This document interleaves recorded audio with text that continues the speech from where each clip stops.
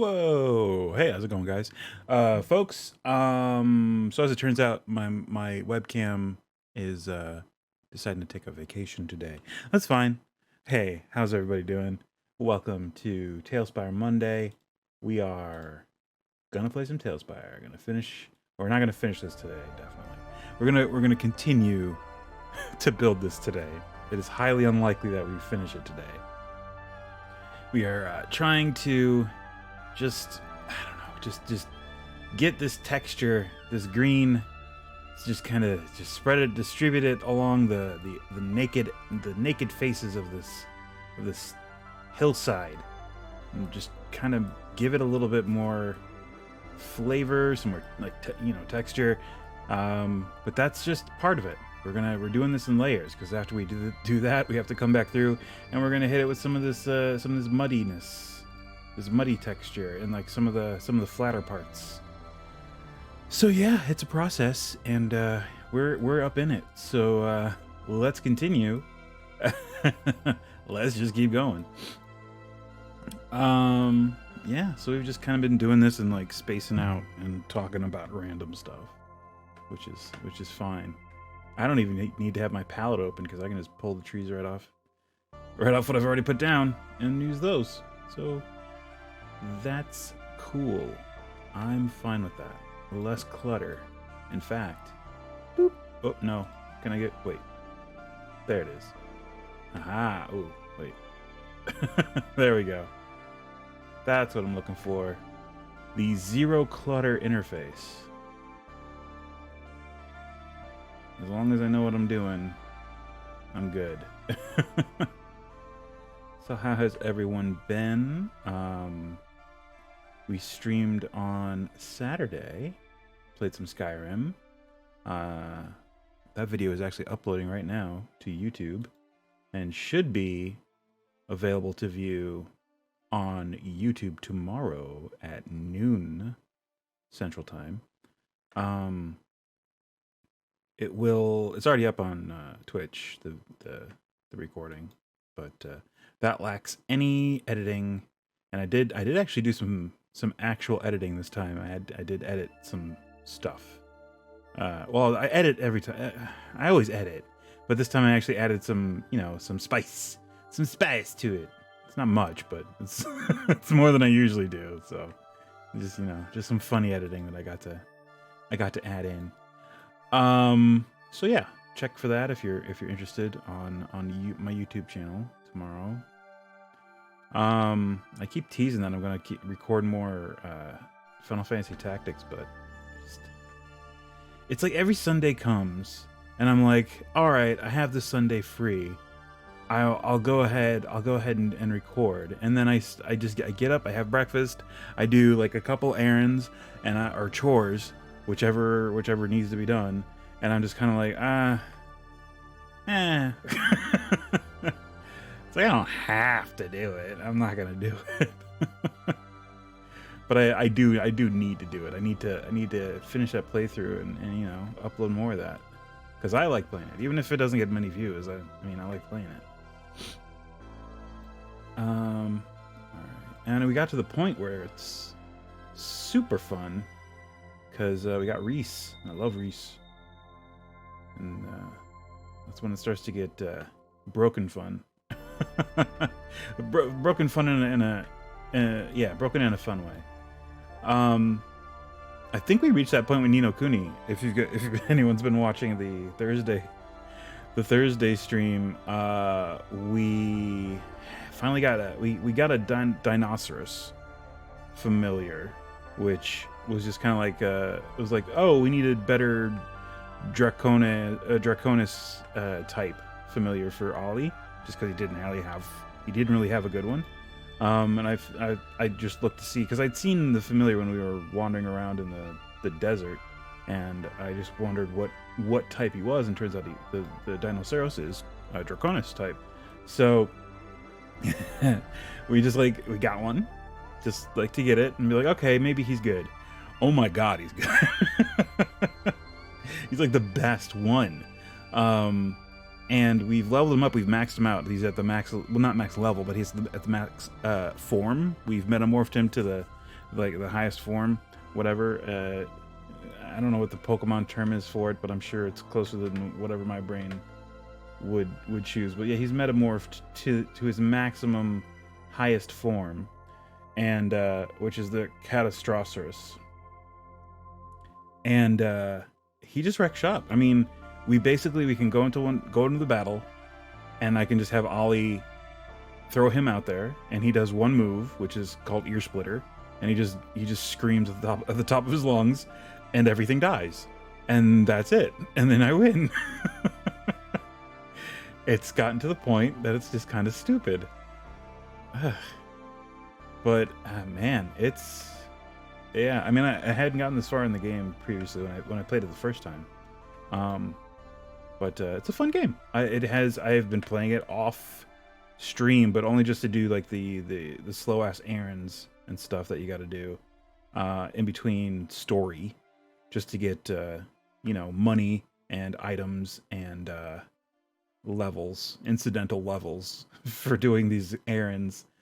And I went through and I did the ones that you have to do after you reach Perdita, and the freaking scientist that you encounter at each city that asks you to gather specimens of other familiars. This might be the last time he asks us to do this. I don't know. From the sounds of it, it was the last time. I don't know if there's going to be more. I don't know how much more of the game there is. I've been trying not to look. But anyway, for this fetch quest, we had to not only find 3 specific familiars, but we had to find them at their highest metamorphed form. So we had to find them and then level them up and then feed them the drops until they, when they were reached the point where they can metamorph.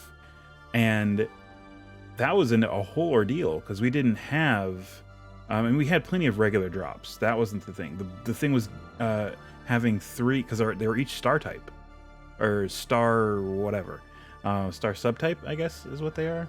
Anyway, but you need a jumbo star drop to get them to their final form, and I think I only had 1, so I had to farm for star crystals. I know all this is just gibberish to people who have no idea what this game is, but anyway, I had to farm for star crystals in the Glittering Grotto until I got like 6 star crystals, because you need 3 for each jumbo star drop you want to make. And yeah, that took a while. But incidentally, we leveled up even more, and it's just stupid. And now we have 3 rando familiars at the highest metamorphed form. Oddly enough, 2 of the 3 are not types that synergize with anyone in our party. Like, they don't work with Esther, Ollie, or Swain. So I think they're for Marcassin. As far as I know, Marcassin does eventually join you, I think. Yeah, as far as I know, because he has the Arcane type, the Minima type, and there was one other. I forget. Anyway, yeah, that's. I guess that's so you have some ready for him when he joins you, because I think he comes with one, and the game is just on the sly, throwing you or forcing you to prep a couple familiars for him for when he joins you. So I'm guessing he's going to be joining the group next stream this Thursday. So that'll be cool. It'll make things only slightly more confusing. Like when Esther joined the group for the first time, I was so used to just playing with Ollie that it was just kind of like, okay, what do I do? Oh no. And it was very rough. I died a couple times trying to figure out how to switch between party members, or if I should switch between party members. But now it's just basically I just stick with Ollie and just throw whatever familiar I have first and just spam the attack button, and that's usually enough to get it done, especially with the frickin' Catastrosaurus. But yeah, it worked out eventually, and I got the flow of it, and it helps that Esther got a freaking badass familiar too, because I didn't have to worry about her. Then it was just like, okay, she's fine. I can just let her do her thing and not have to worry about it. Swain was less awkward, maybe because I had already gotten the feel of the multiple characters in the group dynamic. But I think it also helped that he had a pretty beefy familiar from the start, although it was not a synergistic familiar with him. We talked about that before, and we had to swap that out. But yeah, it was a little easier. He did kind of have to catch up, but for the most part, it was less awkward. But I gotta say that game, it's fine and it's fun, and I love the Studio Ghibli nods all throughout it. It's very cute, but at certain points you're just like, it's it holds your hand a lot, and at a certain point you just gotta be like, yes, come on, yes, I get it, yes, okay, let's do it. Enough talk, let's just do it. I just realized I'm placing a lot of that particular tile. Okay, there's a 3. There's a 3-fer. I think maybe the one. Well, this will work for now, I guess. But yeah, I mean, we're pretty far in the game, and it still feels like occasionally, not as much as earlier, but occasionally, the game still kind of dips into tutorial mode. And it's like, okay, here's what you got to do, and I'm like, oh my god, seriously? And oh, the most annoying part is the give heart, take heart thing, when you have to like take pieces of heart from people who have an abundance and give them to people who are lacking. It's because you just want to do it. You just want to go up and cast the spell, but no, you have to go up and talk to them, and that'll trigger Drippy to say, hey, cast the spell. But I was gonna do it anyway. Did we really need to talk about it first? Every time I'm just like, just let me do it. Just let me cast the spell. But yeah, aside from that, the game's great.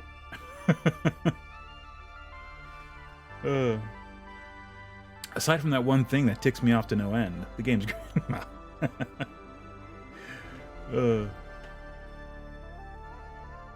But yeah, I'm excited for Thursday. We should be getting further in the story. I did all of the errands that you're supposed to run after Perdita.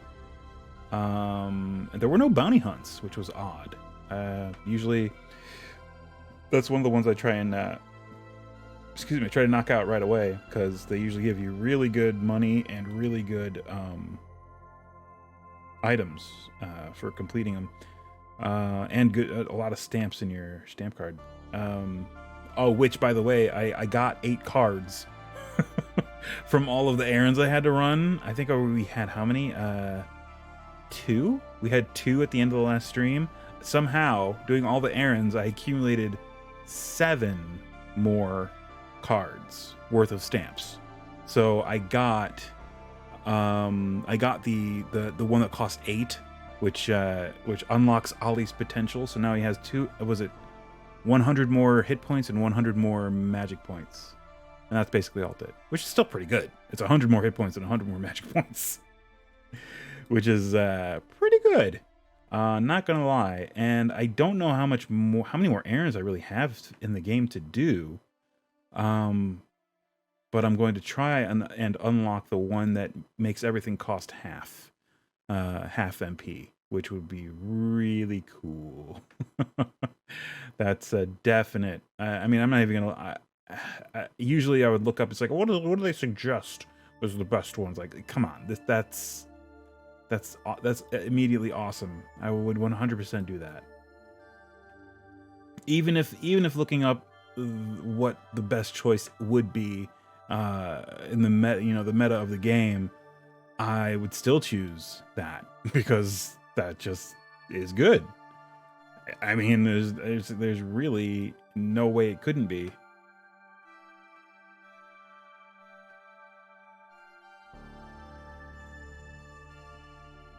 So that'll be fun. This Thursday. We're gonna crank on some Ni no Kuni, yo. Let's see here. Throw that there. This is like a freaking dot matrix printer for little green treetops. Bzz, bzz. Ugh, so slow. It's going so slow. It's fine. It's fine though. It's fine. We are making progress. It's fine. It is slow and steady, but it wins the race. Possibly.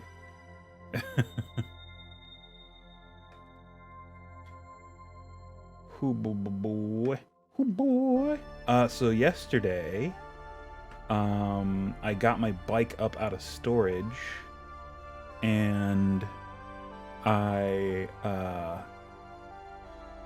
reinflated. I changed out the inner tube on the rear wheel. I'd previously done the front wheel just because I had it up here already. I don't know. I don't remember why I brought it up here. Probably for that, but I don't remember when I did it. Because I bought the inner tubes recently, so I don't know. The front wheel was just up here.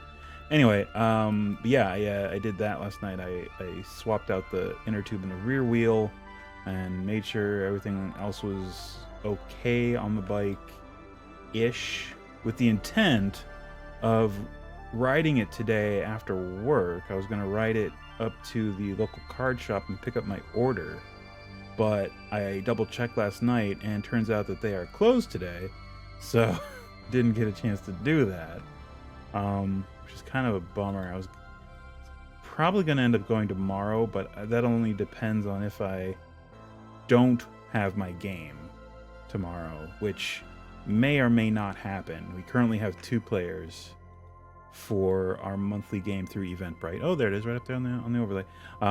Speaking of which, if you want to play some D&D tomorrow evening, 6 p.m. U.S. Central Time, you can buy a ticket over at Eventbrite. It's $8, and it gets you a seat at the table and Greater Healing Potion, and yeah, you can. We use Roll20, we use D&D Beyond, and we use a browser plugin called Beyond 20 that makes life just a little bit more perfect.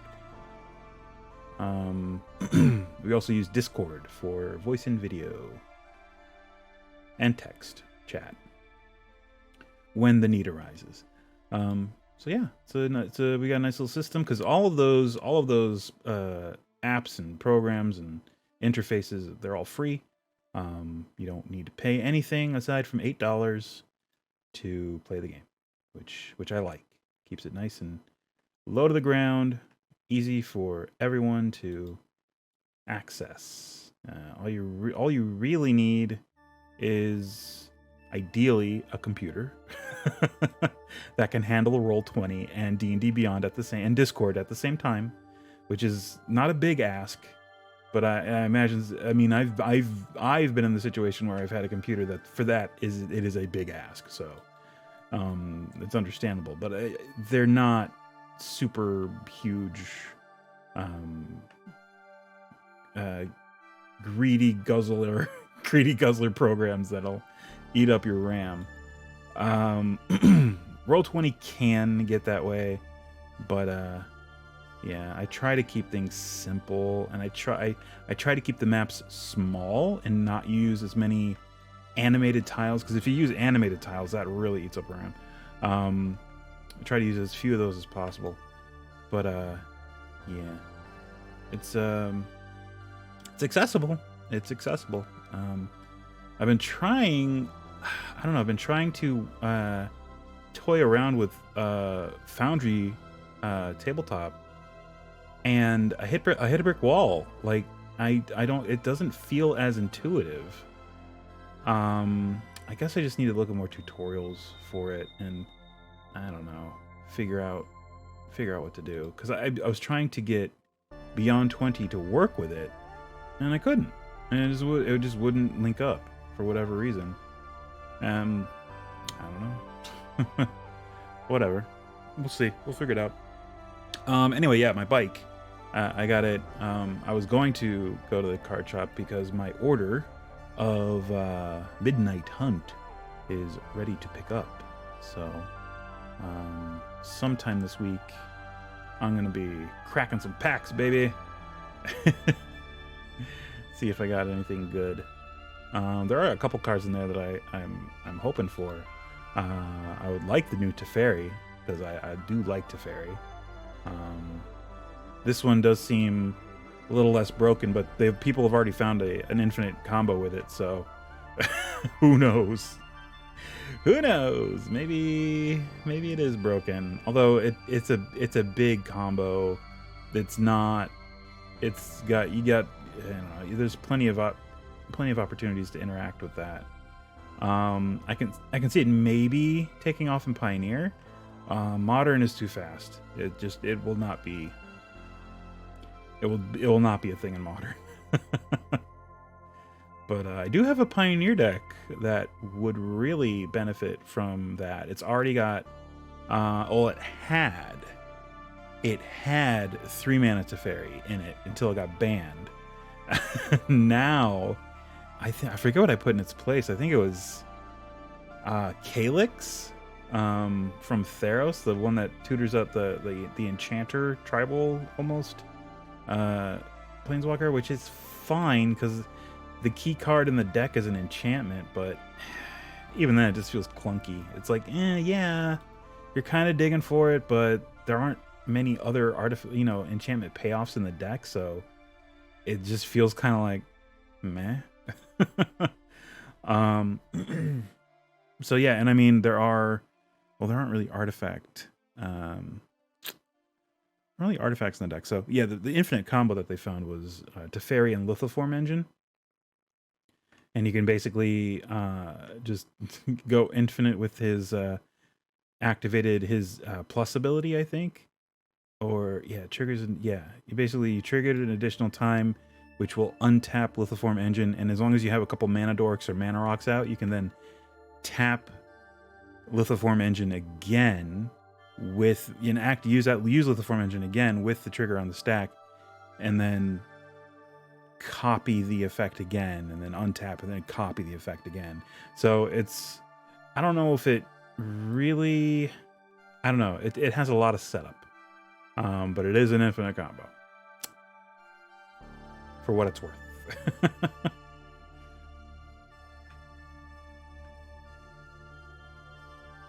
Yeah, I got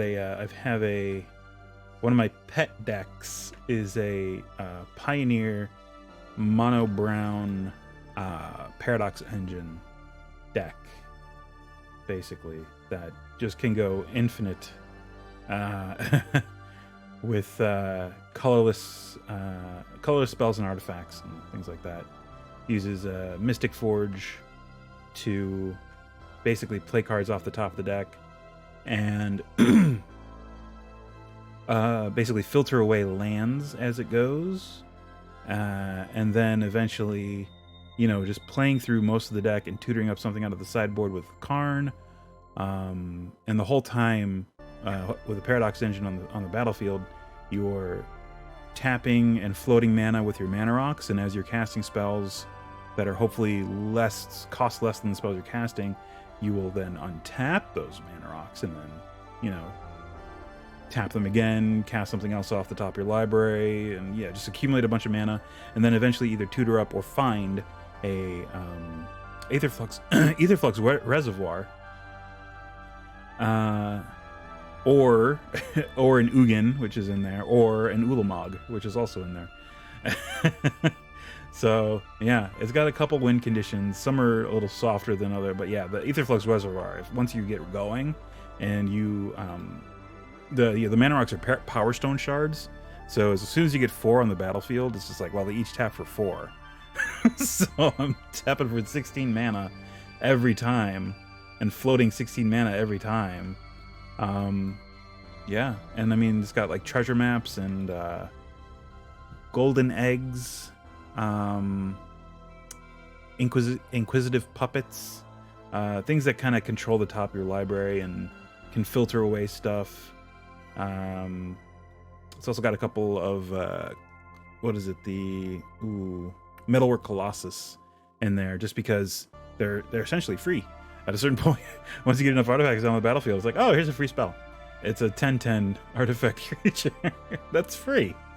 And there's just a bunch of jank in there. Like I put Witch's Oven in there, because once you get going, if you have a good board of artifacts and you have a Metalwork Colossus in hand and a Aetherflux Reservoir and Paradox Engine, you need the Paradox Engine, you need Mystic Forge, you need Witch's Oven, and you need a Metalwork Colossus. So it's a lot of pieces, but the way you draw, the rate that you draw through the deck, it's not unlikely that you get them all down. I mean, getting them to stick and dodge interaction is one thing, but finding them usually not a problem. But yeah, once you get all that down, you basically cast the Colossus for free, and float it. If you have mana rocks, you can float mana. If not, it doesn't really matter. And then you sack it to Witch's Oven, putting it in your graveyard, but that gives you 2 food tokens that are artifacts. So then you sack both of those artifacts using the Metalwork Colossus ability to bring it from the graveyard to your hand, and then you cast it again for free, which will untap your Witch's Oven with Paradox Engine, and then you tap Witch's Oven again, sack it, get 2 food, and then you just keep going and going and going. And if you have Aetherflux Reservoir out, that just, you can just say, okay, I cast it an infinite number of times and I pay 50 life and deal 50 points of damage to you. Because at a certain point, you're gaining however many life for casting it once, because it counts every time you cast it, which is fun. Or if you have... it's also a way to kind of get out from under a fizzle. Like if you absolutely need to cast something to untap your stuff because you need to filter away another land with Mystic Forge, or scry away a land with a treasure map or something like that.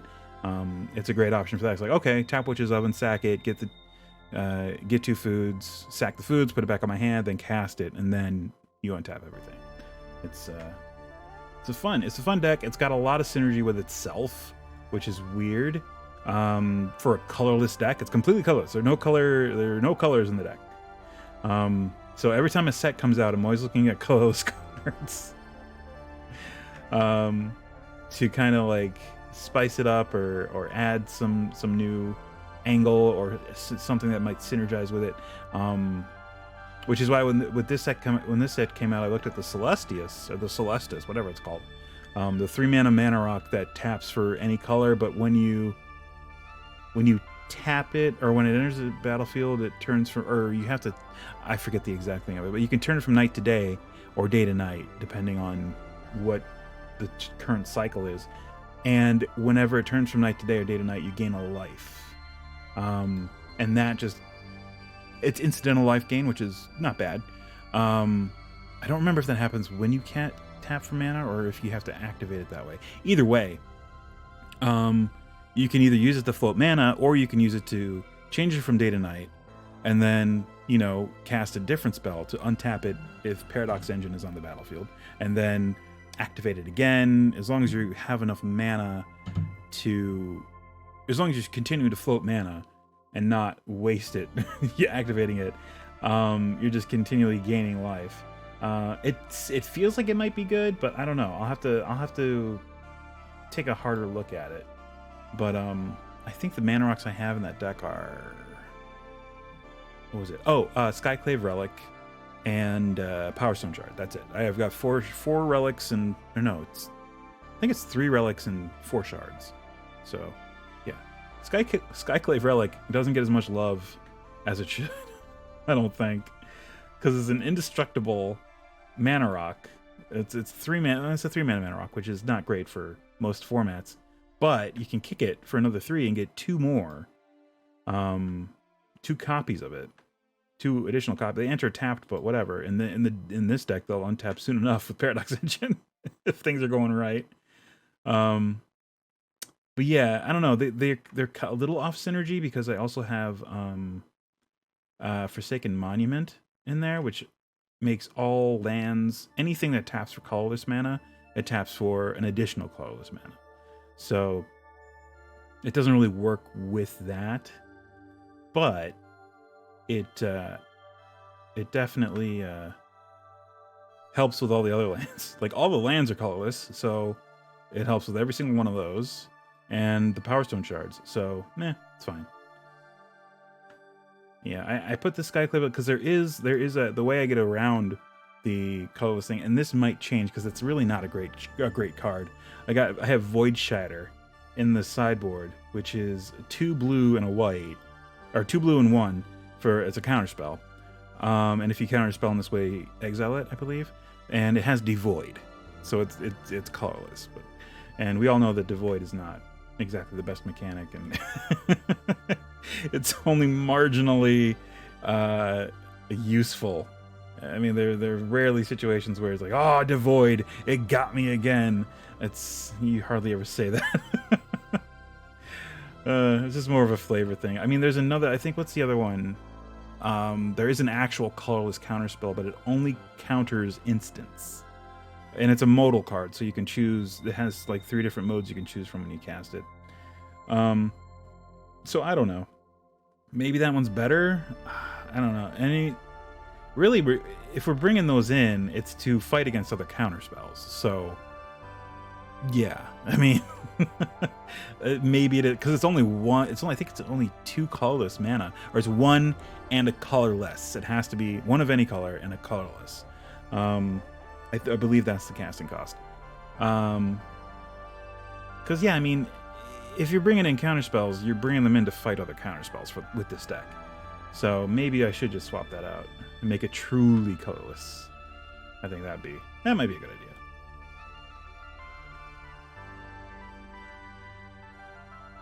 Probably gonna do that.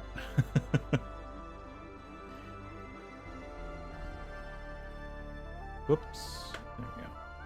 Well, we're making headway. We're already pretty much completely done on this side.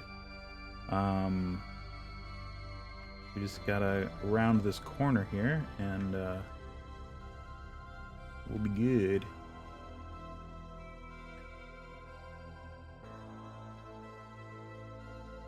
Alright. Whoops. Definitely did not want to do that. Whoop. There we go. And I have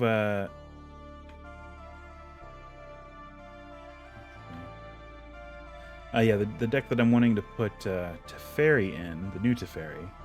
I was thinking about it the other day, and it relies on, it's called Happy Meals, and it relies on Happily Ever After, and it uses a lot of food token, not really synergies so much as just things that make food tokens. Food tokens are not a win condition or anything like that. It's just part of, it's a meme deck, really, but and, you know, Happy Meals, get it? Haha, Happy Meals. I mean, Happily Ever After and food. But yeah, I was thinking about it because I use Tamio Field Researcher, or Tamio Collector of Tales. I think that's the one.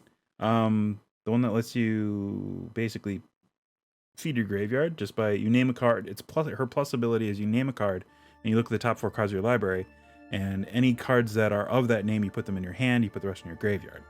So that's a great way to fill your graveyard. And I was thinking, are there any great like graveyard interactions that you can use with that in these colors? And I was thinking there's Dance of the Manse, which it would be expensive though, but this deck has a lot of ramp.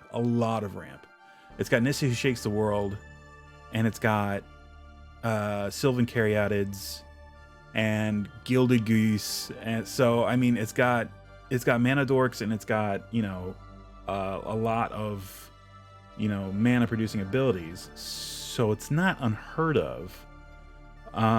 If we just filter cards into the graveyard with Tamio, and I mean, we can name the card we need. Like if we name Dance of the Manse, that if we come across one, it'll come in our hand, anything else will end up in the graveyard. Hopefully a happily ever after, and maybe any other enchantments that are useful. I think I have Trail of Breadcrumbs in there too. That's another thing I need to see if this new set has good green land enchantments, like what is that one? Utopia Sprawl, but legal in Pioneer. I don't think they've printed one lately that has been very good. But that, since this deck really, I'm really like leaning in on enchantment stuff, just because that's part of the deck's win condition. I should look into better land enchantments that ramp. As far as I know, there aren't any that make food tokens. That would be great. I have the, what is it, the green land that creates a food token as long as you have two other forests in play or something like that. I've got 1 or 2 of those in the deck, just because that is hardly ever really going to happen, and I think they also enter tapped if you don't, which is not the best feeling to pull that in your opening hand. You're like, well, that really sucks. So yeah, and again, I mean, it's a meme deck. It's not super competitive. I really want to build it on Arena, if and when they ever put Pioneer on there, because I don't ever get the chance to play it. And it's just, I don't know anyone who plays Pioneer, and I want to see if it's actually, I mean, I doubt it's good, but I just want to get someone once with Happily Ever After. It's such a like a weird win condition, and people, they don't see it coming. I just wish Dance of the Manse was an instant. That would be, then you could do it on your upkeep, or at the beginning of your upkeep, and throw a Happily Ever After from your graveyard onto the battlefield. As long as you have everything else set, then you just win. That would be stupid fun. But I gotta see. I gotta see if there are any great, like, white graveyard recursion spells in Pioneer, or green. I guess there are some green spells and stuff that put stuff on the battlefield. I mean, green and white, that's the enchanter. Those are enchanter colors, so there's got to be something. Whether or not it's legal in Pioneer, that's the other thing. That's the other thing you got to be careful, or be cognizant of, because it's unlikely. There's not a whole lot legal in there. And I always forget how far it goes back. I think, is it Origins? Is it just after Origins that it's legal? I forget. Anyway, I think it is. No, it is. Origins is it's legal. Yeah, because I have Jace Fringe Prodigy in that deck. He's from Origins. Yeah. It's at least Origins. It might go back a little further, but I know it's at least as far back as that. Alright. Well, we made it all the way across here, so that's good. Oh, and shout out to All Odie, who hit us with a follow about a minute before we started. A minute or so before we actually started streaming. So thanks all Odie, if you're out there. Just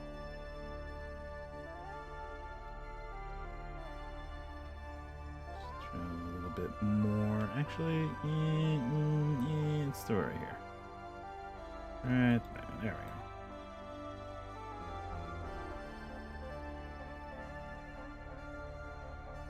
Alright, coming along.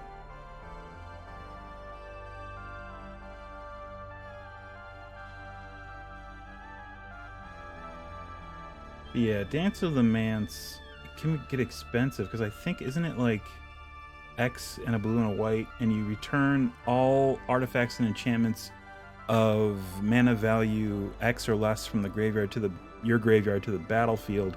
If X is 5 or more, they become creatures with power and toughness equal to their mana value. I think, and gain haste or something like that. I don't know. I think that last part's wrong, but I think pretty sure the rest of it. So that's like it would be 5 mana to do that, which I guess is okay. Right now in the deck, I've got Dig Through Time, which is a big mana card, but you can get it at a huge discount by delving.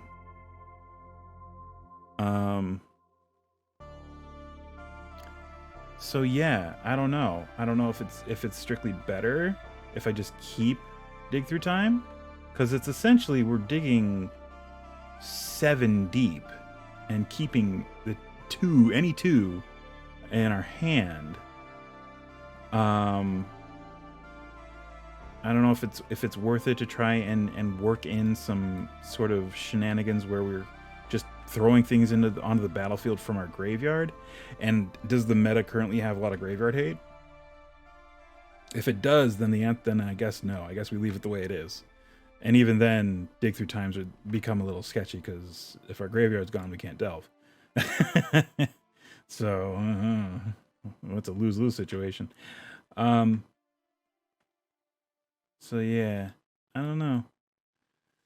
I don't know. It was just something I thought about the other day, and have not had time to sort of expound upon it out loud, at least, or talk through it. And having talked through it, it seems a little less good. Trying to think, is the new Teferi going to be particularly good in my Happy Meals deck? I would have to remember exactly what he does.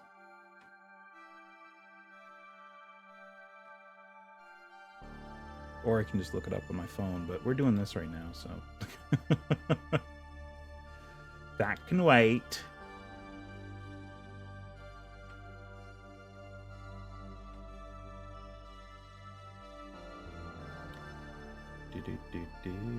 Whoa, there we go.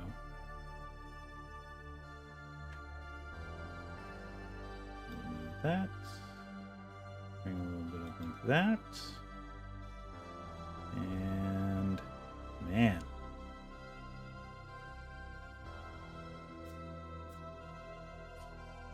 Yeah, we're coming along.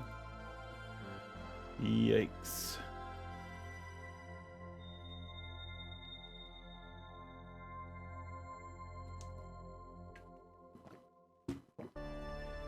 Water.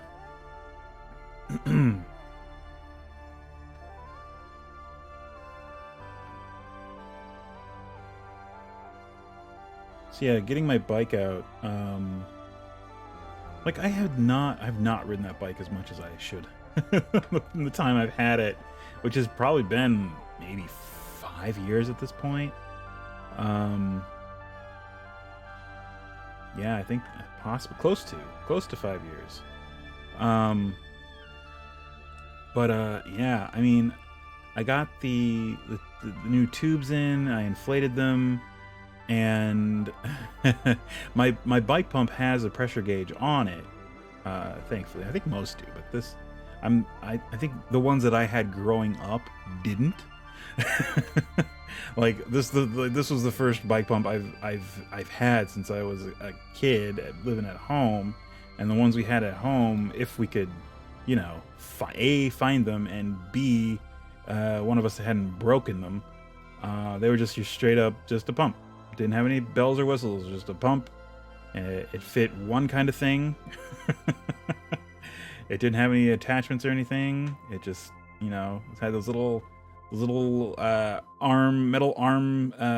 metal wire feet that fold down from it, and you would just pump air until either whatever you were pumping air into popped, or it felt full enough.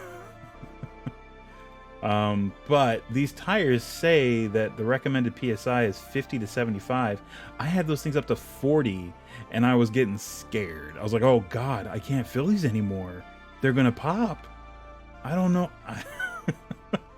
but I'm gonna fill it up to. I think I'm gonna try to get to 60, and before I actually ride the bike, just to be sure. I mean, because I don't want to be riding them and then they get all I'm basically riding on the rims and I'm, you know, kind of slicing into the inner tubes with the rims as I'm riding the bike. I don't want that. So yeah, I guess if before I actually ride it, I'm gonna have to just bite the bullet and just pump like there's no tomorrow, and get it up to 60 psi. The other issue is like once I got the new tubes in there, the nozzles for these tubes are shorter than the other ones, and they do stick out, but like there's barely enough room. And if they're low, oh my god, I can imagine it just being a real nightmare to try and get the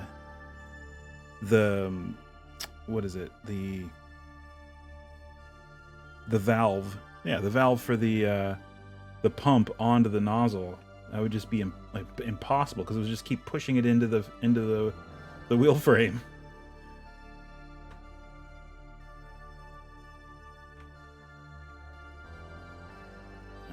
But yeah, I kind of like did some window shopping on Amazon to see if I could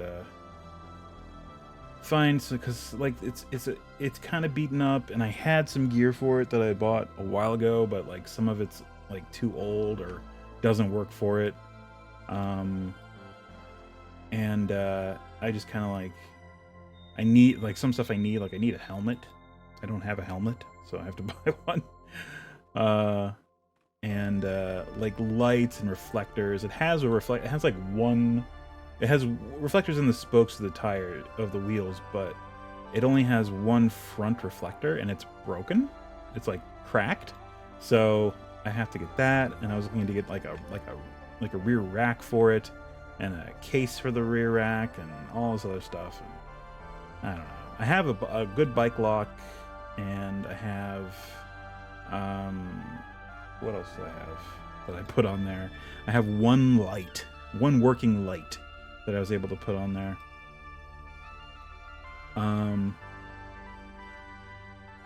But yeah, I have the bike lock. I got that on there. I got the light on there, which is the super simplest thing, and it feels like it's gonna break, but so I need to get like a rear light and a rear reflector. And I also need to get a helmet, like as I said. And then we should be okay, mostly, I think.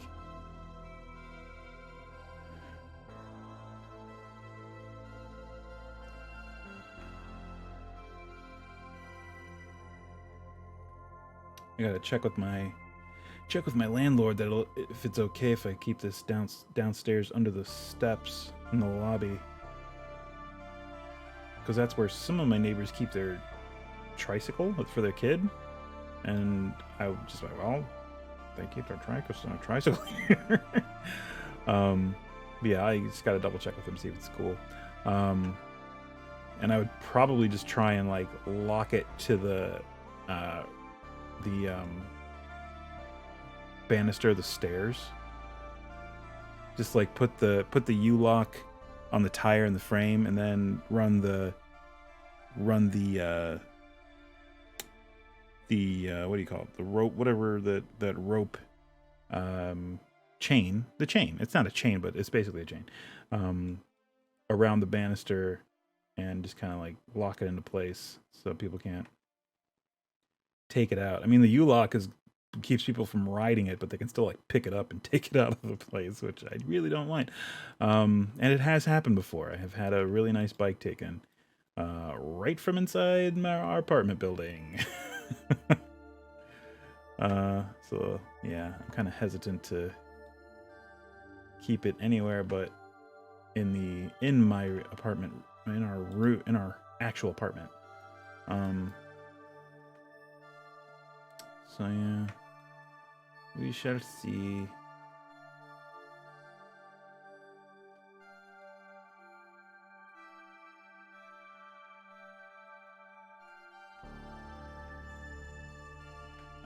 I think the one top tree is basically the most versatile, because we can make it 3, we can make it 2 if we really want to. So there's no real need to use those other 2. This is the most versatile one. Is just the single top.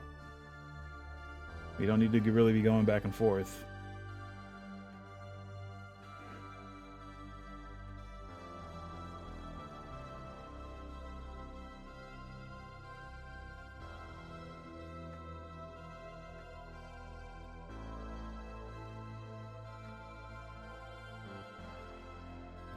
There we go. All right. Well, I think we've officially rounded the corner.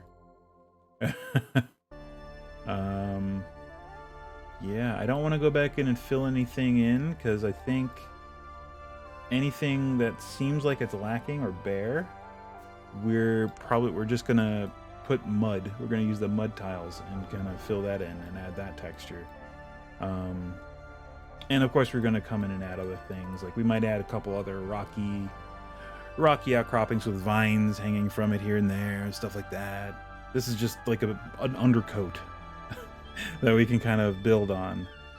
Oh man, it's involved.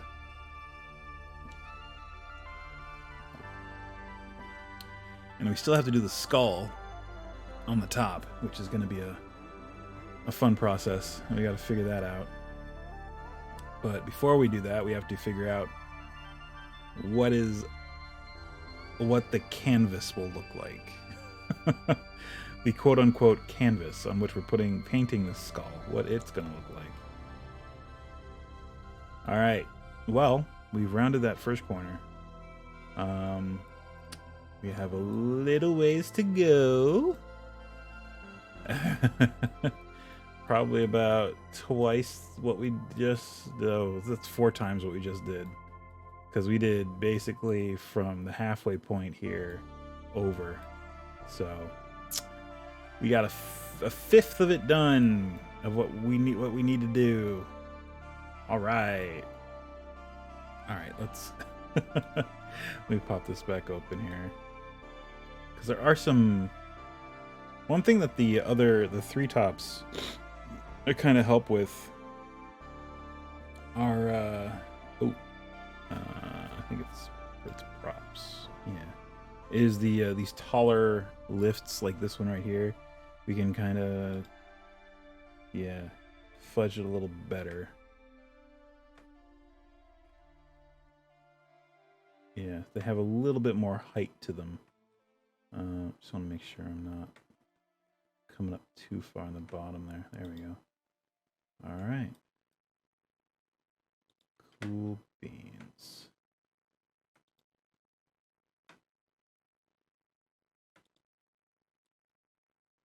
And throw that one right there.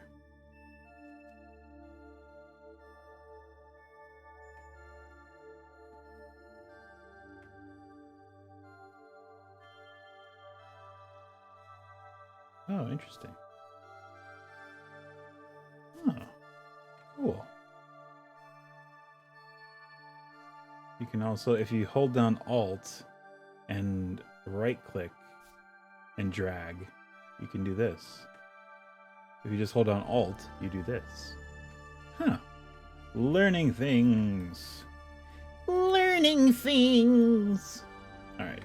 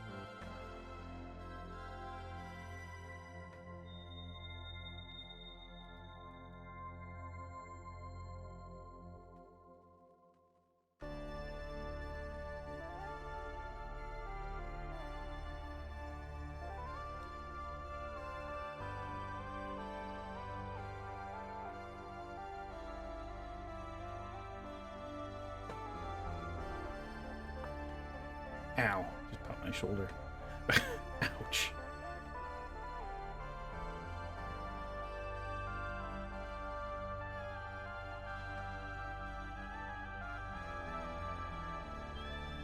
There we go. And there we go. And oh, there we go.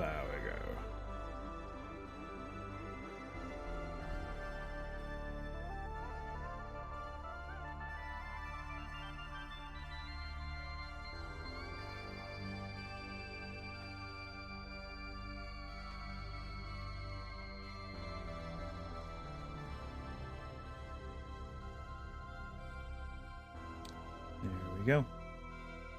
Man, this has been a very map buildy day for me. I got caught up with work kind of early, but I didn't really leave work. I just kind of left everything, left everything up in case something was urgent, and just kind of worked on a Roll20 map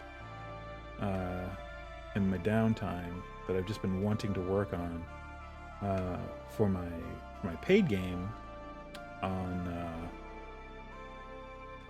Wednesday nights. So I've been building in Roll20 most of the day. Just finishing that up since I had the time.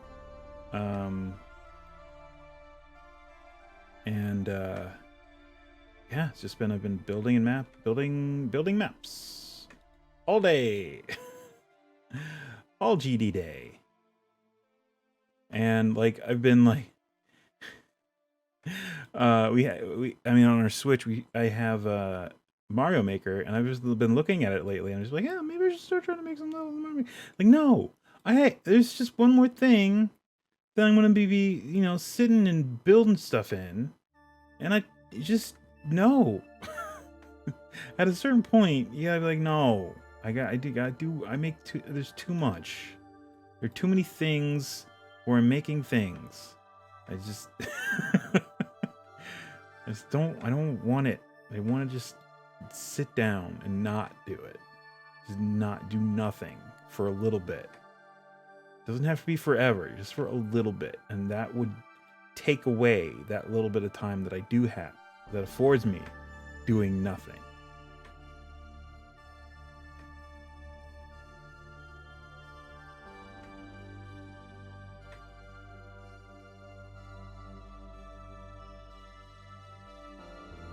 I mean, I wouldn't even know where to start with Mario Maker.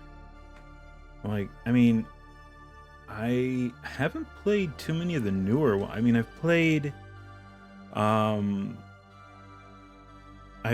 little of 64 Sunshine.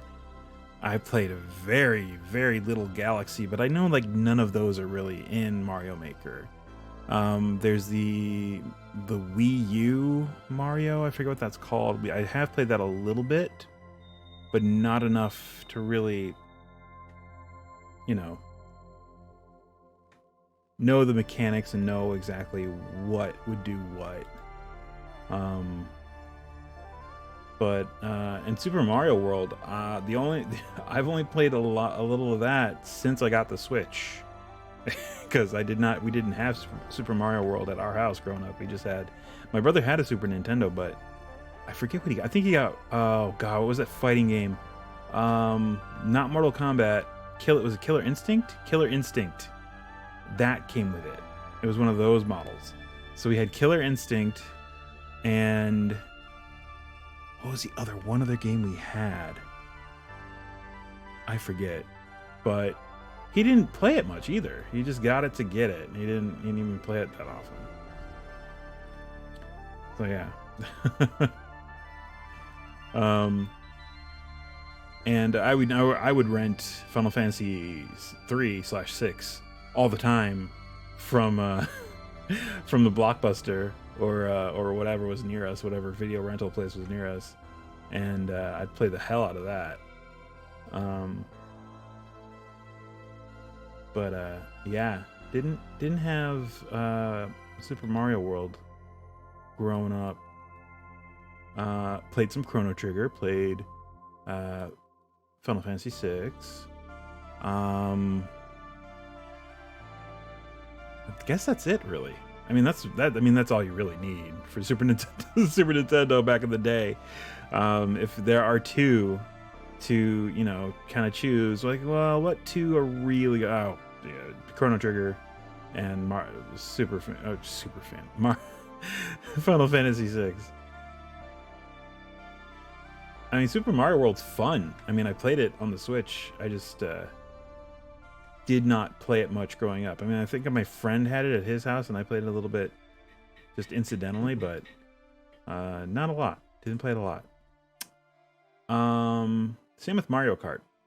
Didn't play it much. Anyway, yeah, we're gonna have our first little ad break, and when we come back, more chatting about stuff and putting trees on things. I put a tree on it.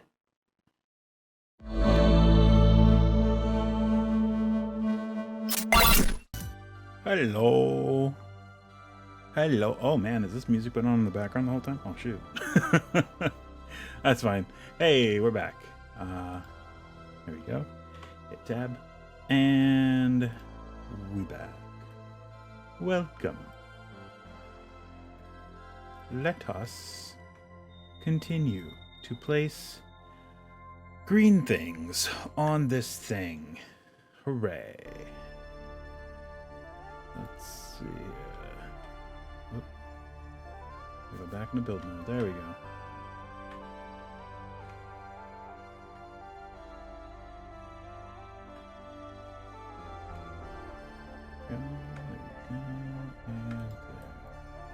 So I actually played D&D yesterday for the first time in a while.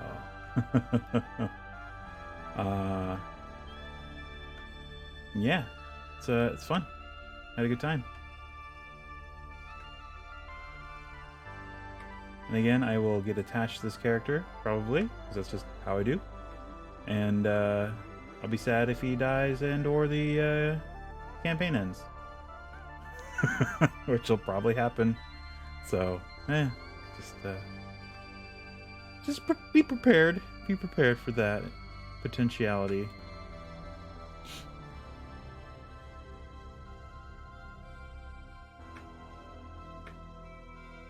Playing against type, what I usually go with, because I'm playing something that I've wanted to try, and I just hadn't had the chance to. So that's fun, and I get to starting from level 1 too, which is not usually the case. Most people are like, yeah, let's just start from 3. 3 is a good place to start, because that's when you really get your good ability, like your foundation abilities of how you're going to build your character, and you have enough of a repertoire of abilities where you don't feel like, well, this is all I can do, so here. And you also don't feel like, well, I'm gonna die because I only have this many hit points. So yeah.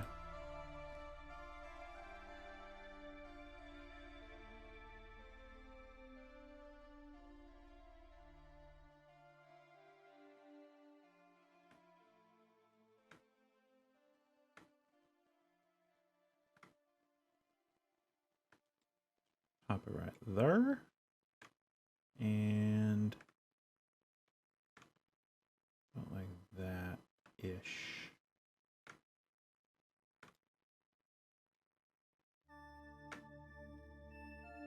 This is a process, man. It's slow going, but it's going. Getting it done.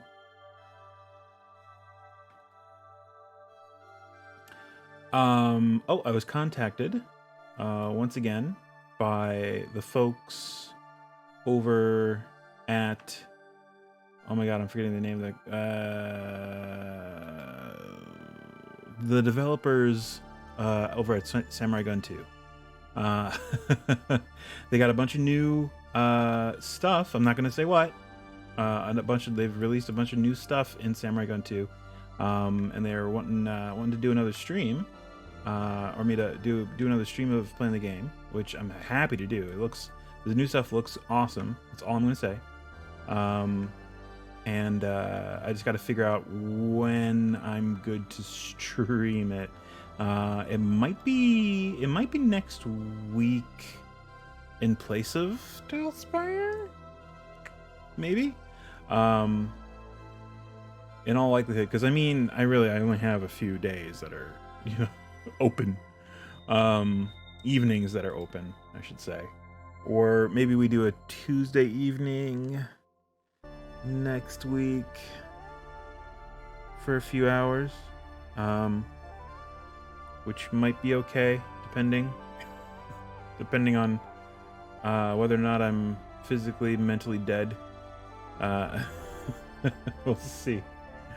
But yeah, I'm going to figure it out in the next day or so, and I'll let them know. And once we have it kind of hammered home, I will update my schedule, throw it on there, and start mentioning a concrete day. Because between now and today and Thursday, I should have it, and then on Thursday's stream, I'll announce when I'm actually going to be streaming some more Samurai Gun. Because we had a blast the first time. It was great that Adam got to hop on and play too, and they wanna do the same thing. They wanna hop on and kind of showcase some of the new stuff. So that'll be cool. It'd be real cool, man. Dang it! There we go.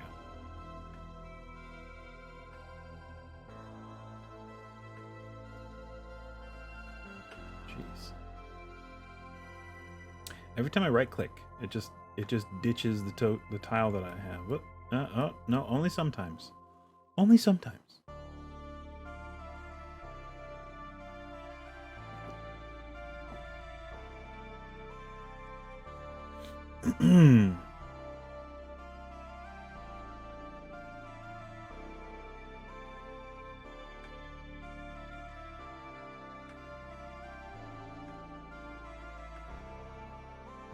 Go.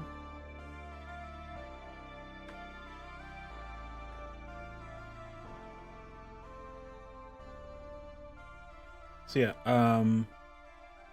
in the Sunday game, the D&D game that I played, we're doing it like every other Sunday, just because sometimes my Sundays are just so GD clogged up with errands and chores and stuff that I honestly don't have time to play D&D.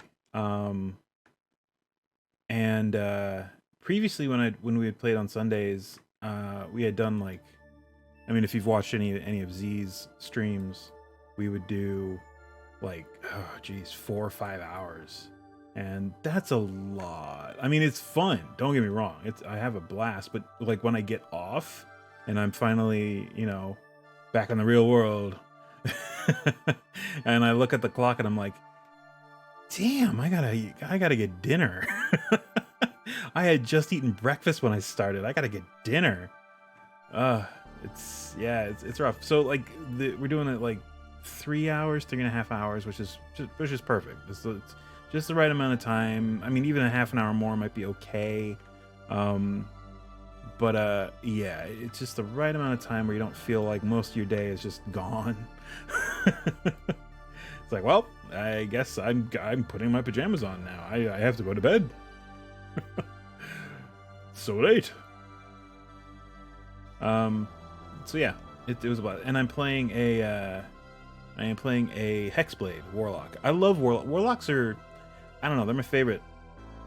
And the Hexblade, notorious in 5e for being the most brokenest of characters, especially if you build it the right way or wrong way, depending on your ethos on character building.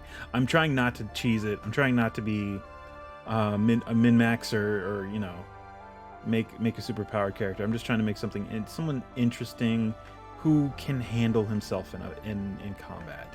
Because it's funny, because I built him to be, or I've started, because at level 1 it's just kind of tough, especially because he's a drow too on top of that. So He's got some very specific handicaps. Like he's got the whole issue with sunlight. If he's in direct sunlight, or if the target of his attack or whatever he's trying to perceive is in sunlight, he has disadvantage on the attack roll or the ability check, which just kind of sucks. But you can kind of play around that. You can, try to play in a way that will afford you advantage. I forget if is feint. Hold on a second. Let me get my curiosity. I thought about this the other day when I was. Is feint an action that you can do in combat? Let me see here. Here we go. You can help. You cannot feint. So if someone else helps you, you get advantage. You can dodge, which is the opposite. It's giving someone else disadvantage to attack you. So yeah, feint, I think that was like that was a 3.5 thing. A fringe 3.5 thing.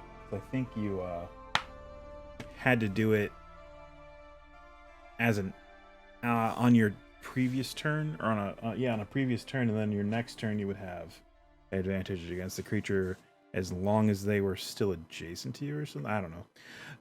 I'm pulling that rule out of my ass. I have no idea, but pretty sure feint was a thing. I just didn't know. I don't know the exact mechanics of how it worked in 3.5. But yeah, I mean, with the sunlight sensitivity, it's kind of tough. And I really played to that. Like, I wasn't just like, oh yeah, he doesn't like the sun. Oh no, the sun. He really does not like the sun.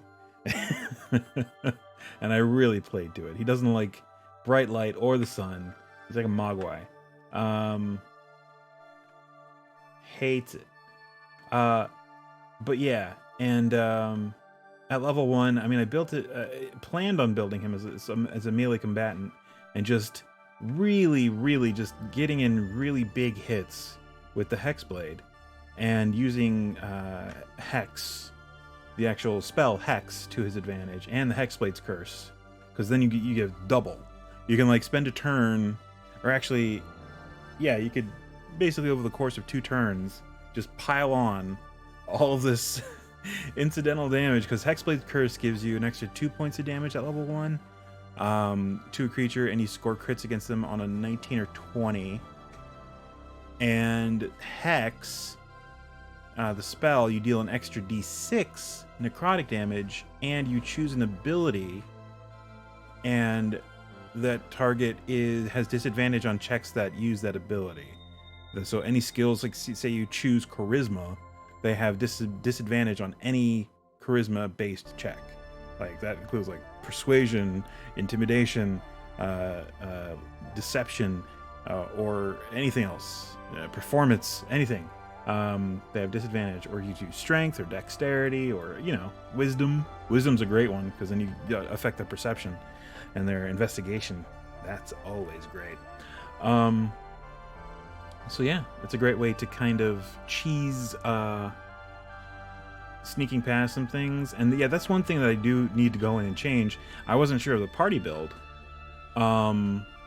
Apparently no one else is very sneaky, and I didn't take stealth. I chose acrobatics instead. So I might see if I can go back and swap out acrobatics for stealth, because yeah, I don't see him using acrobatics nearly as much as he would stealth. And I was really trying to avoid doing a stealthy character, because I do it too much. But I guess that's just what this party needs, and I'm the closest thing to it, being a drow and being stealth and being dexterous, I guess, basically. So yeah, I'll probably have to do that.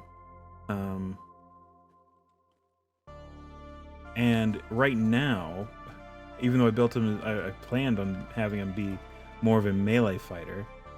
He doesn't have the Pact of the Blade yet. He doesn't get that till 3rd level. So his packed weapon is really just allows him to use his charisma modifier for attack and damage rolls, which is fine. But that's all it does. He has Booming Blade, but it doesn't do an extra D8 on. It only does the extra damage if the target moves away from them. So it's the baby, the very fledgling Booming Blade. So that's not great right now, but it will eventually be great. And I don't have any smites or anything like that to kind of spam onto the weapon, which is part of the plan. What I want to do. So currently, he's probably just going to end up relying on Hex or Hexblade's Curse and Eldritch Blast, right, to stay out of melee for the most part, because right now it's the same to hit. It's one die size better. He doesn't get a modifier on the Eldritch Blast. It's just a straight D10. However, if he does pile on Hexblade's Curse and Hex, he does an extra 2 points of damage plus a D6 necrotic, which is pretty good, and crits on a 19 to 20. Which is pretty good, and that's every short rest. He gets both of those, so that's pretty good.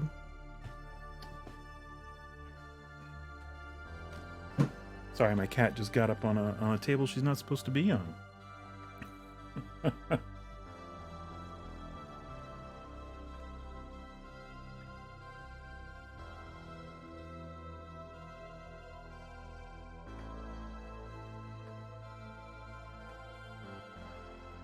Let's see here.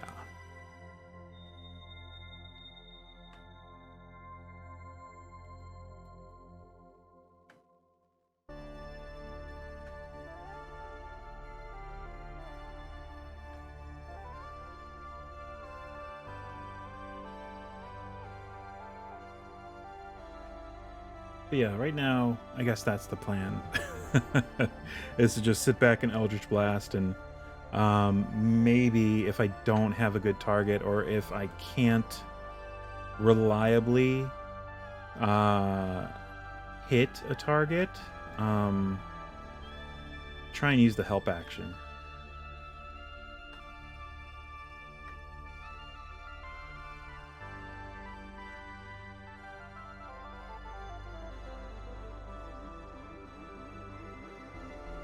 To aid my allies.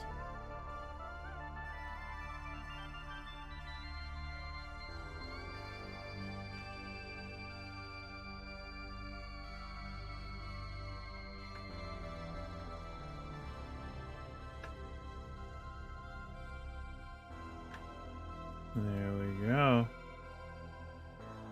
Whew. Yeah, it's slowly creeping around this thing, ever so slowly.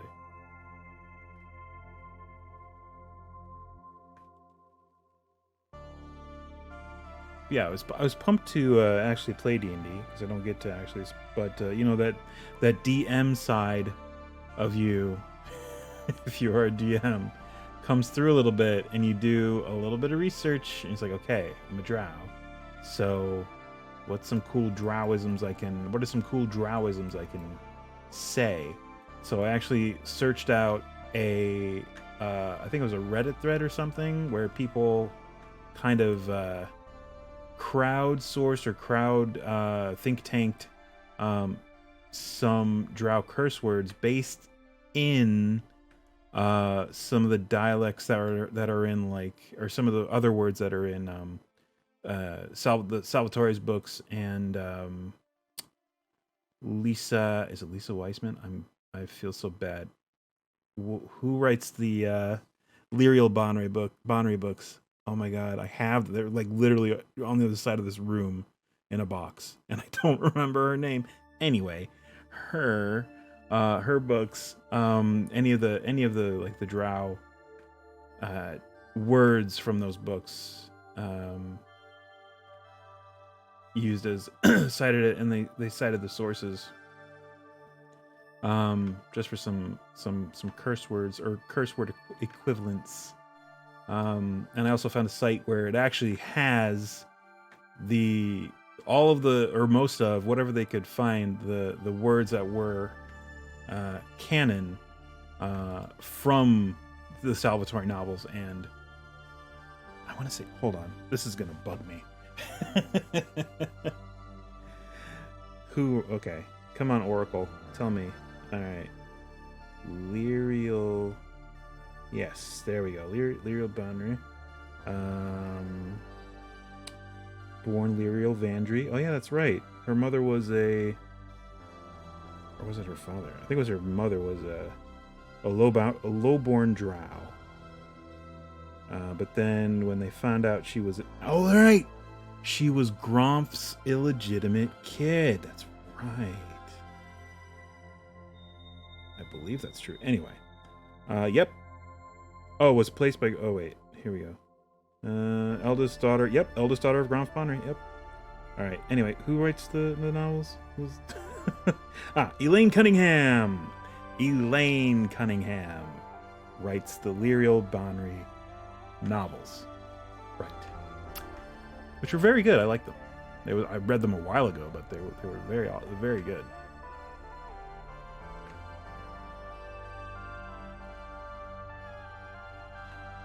And it's funny because like most of the other, like the GM of this game and I got a lot of the players, they're also drow nerds.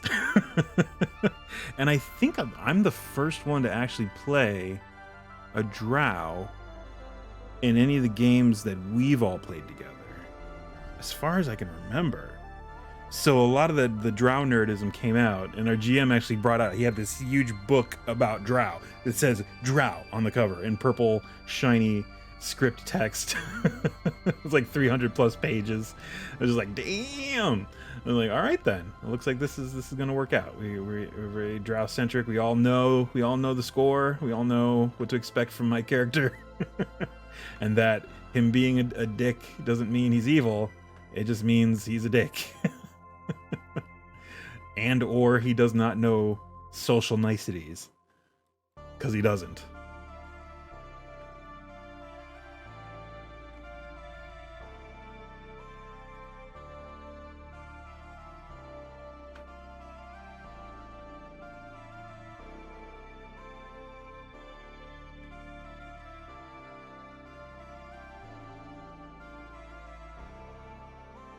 Let's see here.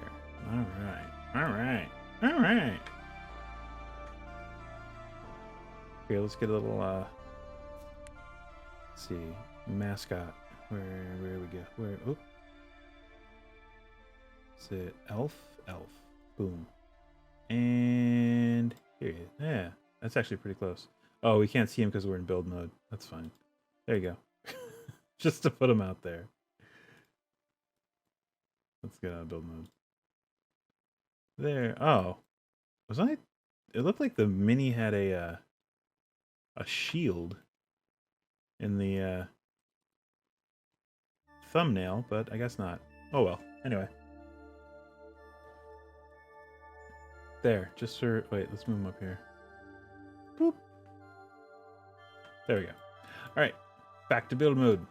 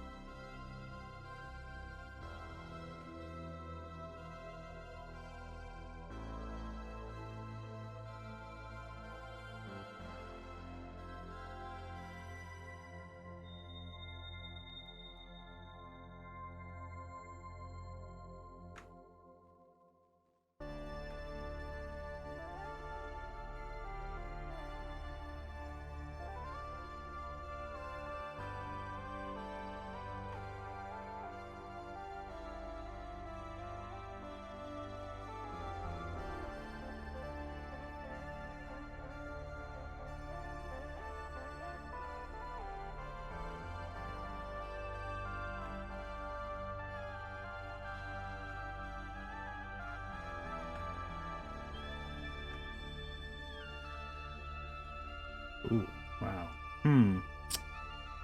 That's well, that's very steep right there. I guess that, yeah, it is what it is. Did not intend that, but hey, whatever. Let's just put one of those right there. About all we can really do. Ooh, I got that branch kind of sticking out there. Ugh. Ugh. Alright, here. We'll do a little bit of this. Just a little bit. Right there. There we go. Cool. Alright. Alright.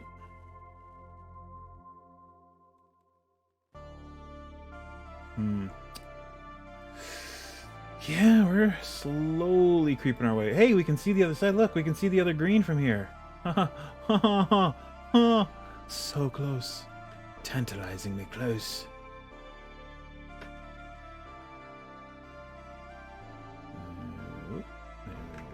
There we go.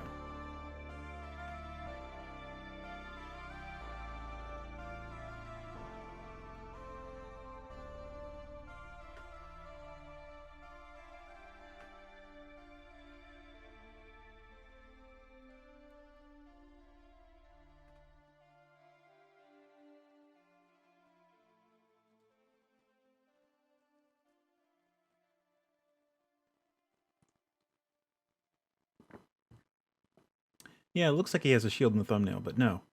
That's just a weird foreshortening perspective on the sword. My bad. I was wrong.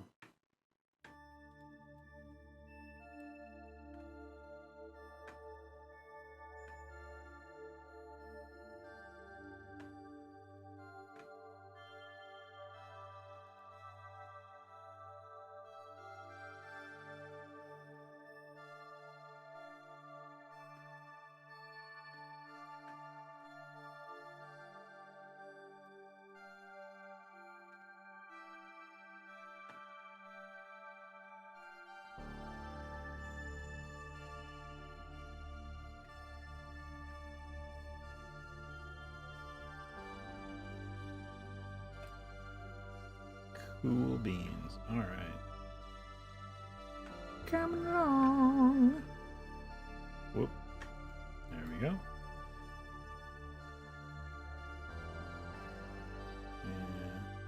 Yeah, you still see a lot of the dungeon from this angle. It's fine.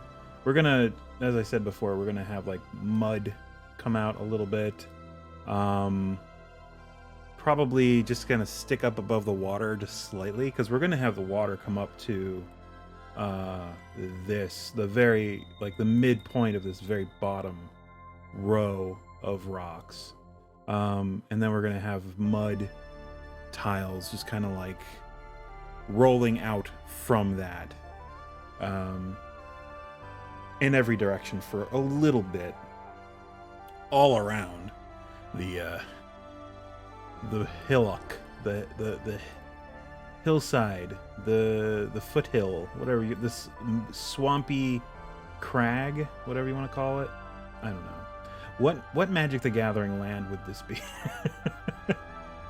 If it's in a swamp, but it is a rocky, like a plateau, and it is a very verdant. Would it be green, red, and black? Would it be Jund? It sounds Jund. Sounds Jundy. It's a Jundy. I'm gonna wear my Jundy pants. The green, red, and black. That was a bad joke. Sorry. Redacted. Redacted.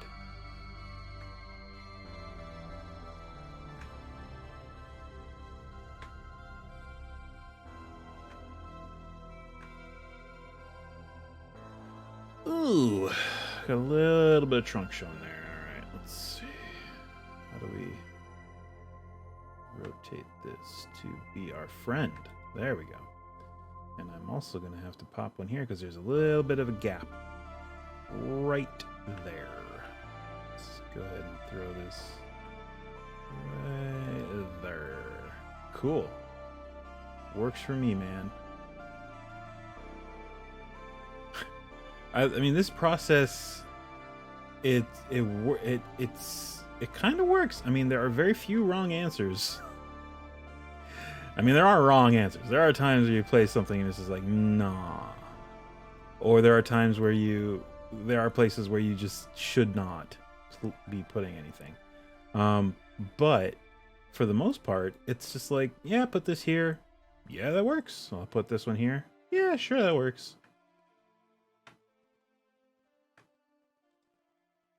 As long as you're paying attention to your depth and all that.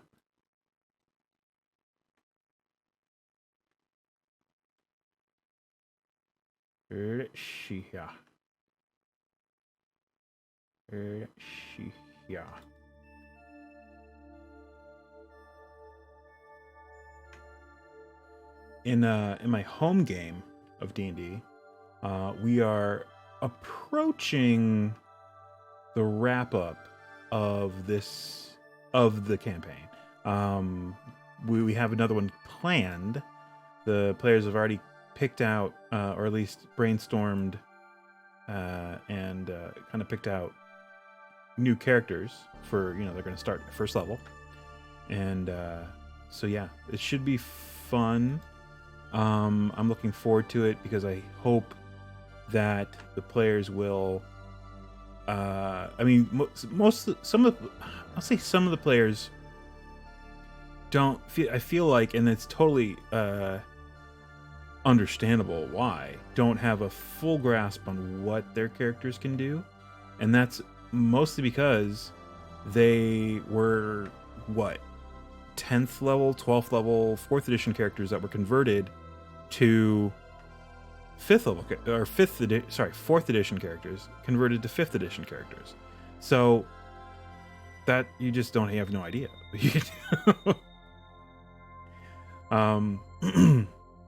But yeah, starting at first level, it definitely allows you to, your understanding of the character grows with the character.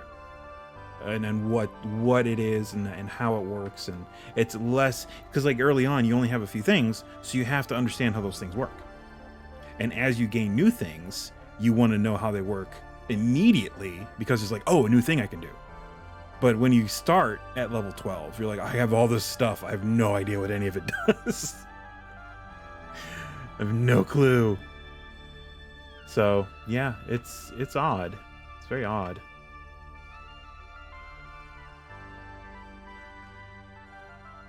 But it should be good getting back down to, and I think it's going to be a little bit an exercise for me, since I'm so used to running big beefy encounters. How to like dial it way back down, and just throw a couple goblins, throw a couple kobolds, throw a woof, throw a woof or two in there. It's like, here you go, guys. You fight these. Don't die. Don't die. Almost die, but don't die.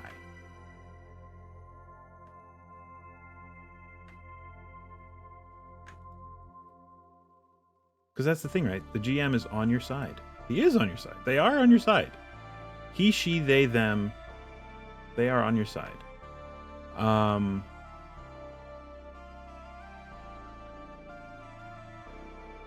It's never it should never be an adversarial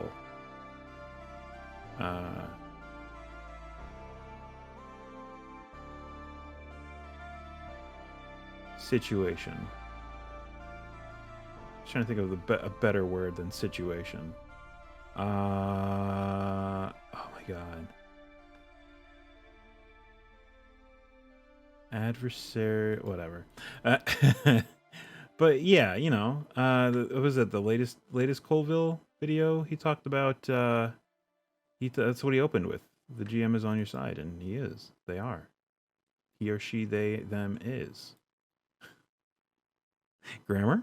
They are. They are on your side. And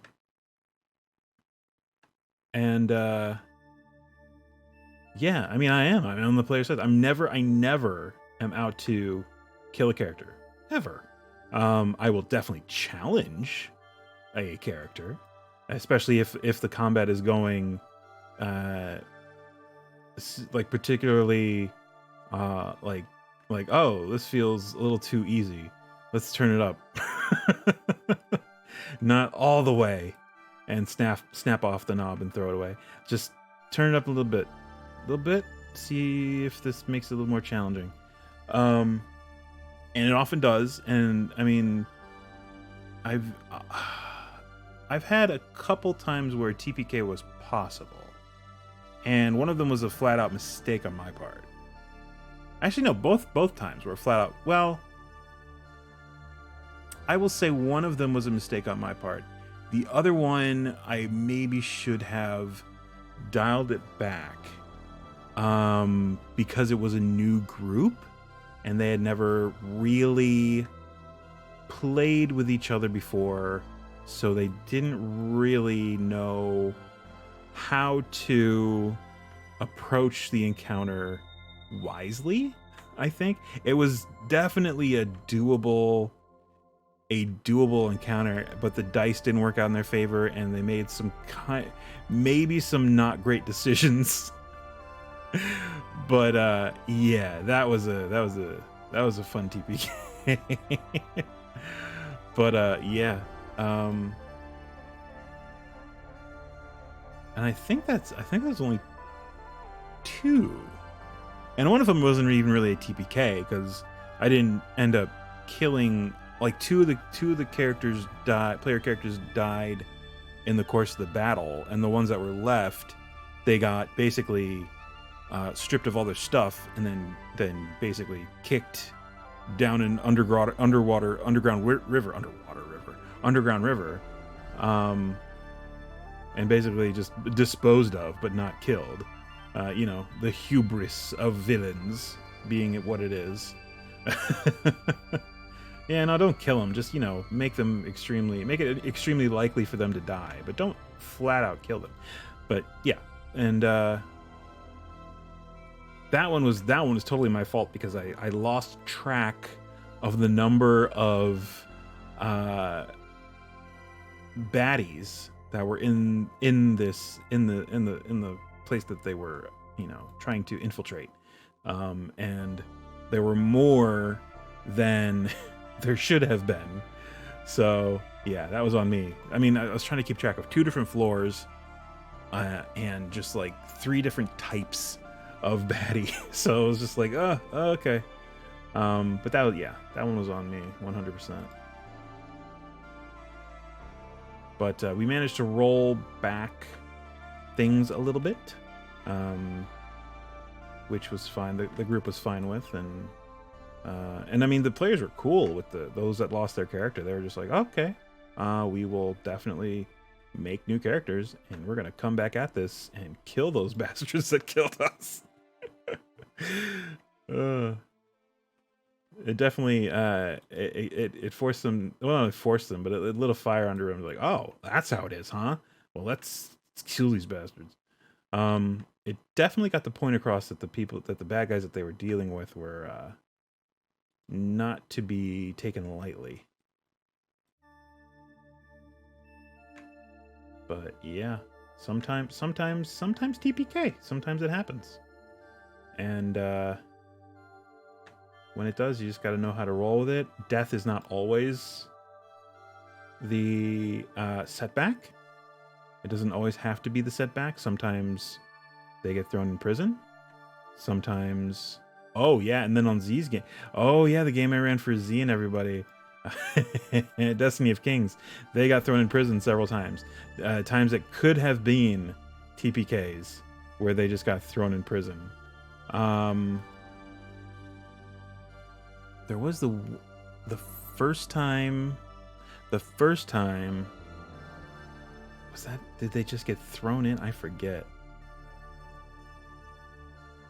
Oh no! Someone ratted them out, and they ended up in prison. That's right. They didn't end up getting fought, or didn't fight their way into that situation. They fought their way out of that situation. And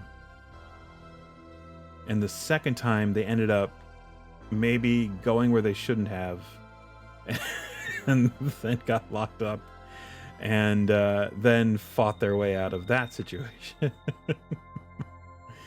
And then there was the third time that they got locked up. Whew! It was Prison Break, the campaign. Man, 3 separate times that they were just ended up in behind bars. Oh my god.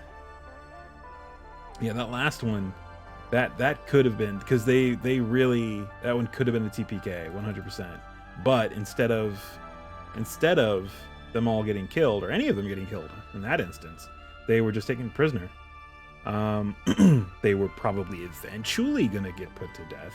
I think the way I had the narrative, and I don't know if I conveyed it, is that the baddies were going to have a public execution of them later, and basically pin them as spies from, you know, some neighboring enemy or whatever, or just basically say that they're spies, and they tried to infiltrate and all that fun stuff, tried to assassinate the Duke, and which, yeah, they were trying to do, but not because they were spies for a bad country. They were trying to find their intentions were good. They were, well, their intentions were altruistic.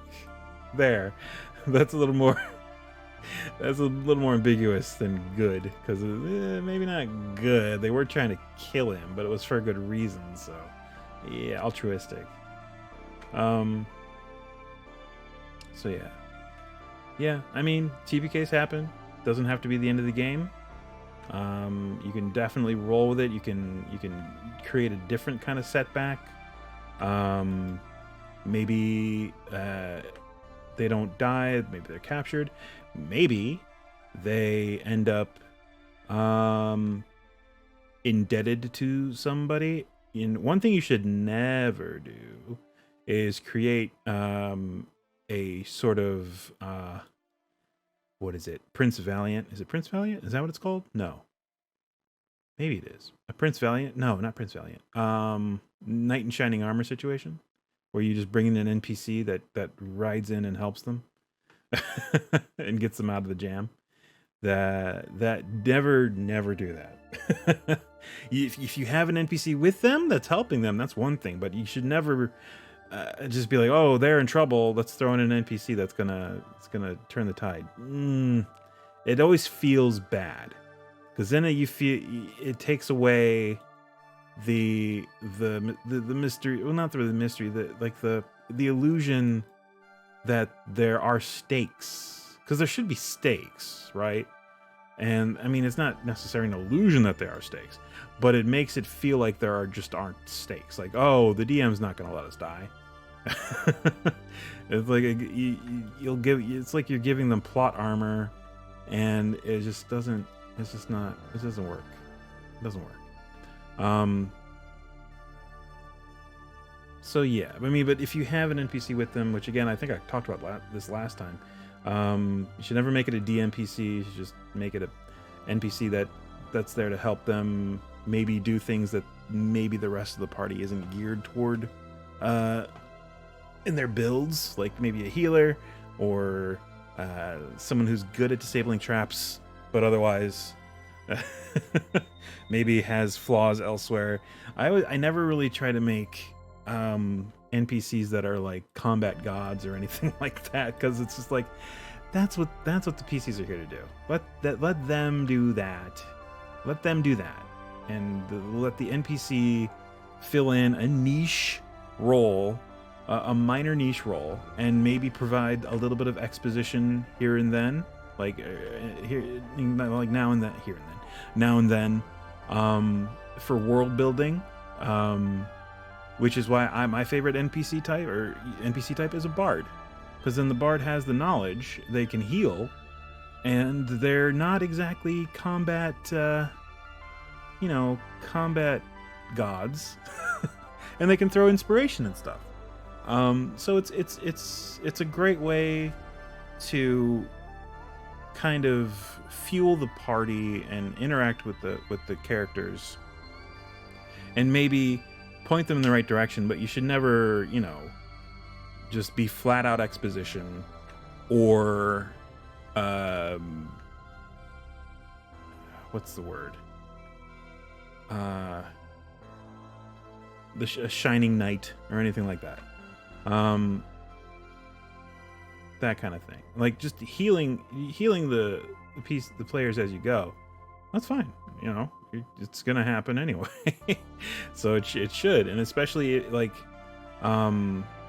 if a group has like a character that can heal, but it's not their main thing. Having a healer NPC is great because it frees that player up to do other stuff that they might want to do with that character. So yeah.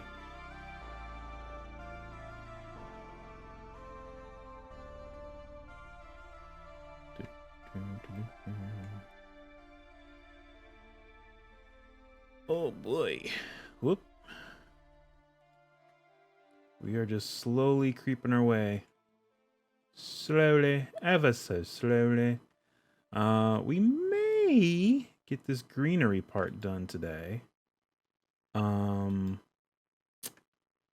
Thinking we will probably start the mud next time, in all likelihood, depending on when, next time being a little bit somewhat up in the air. I don't know, it depends on when I choose to stream Samurai Gun, which might be next Monday, might not, might be next Tuesday, we'll see.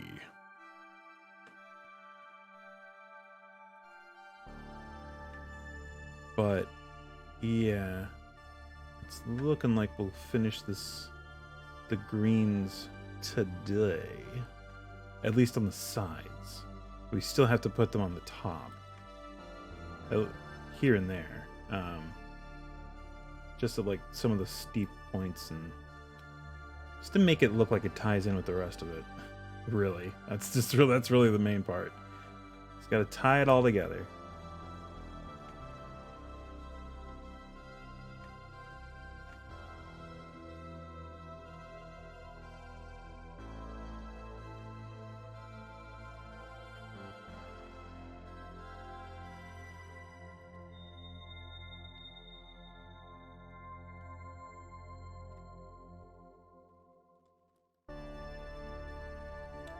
Whoops, lost my tile again.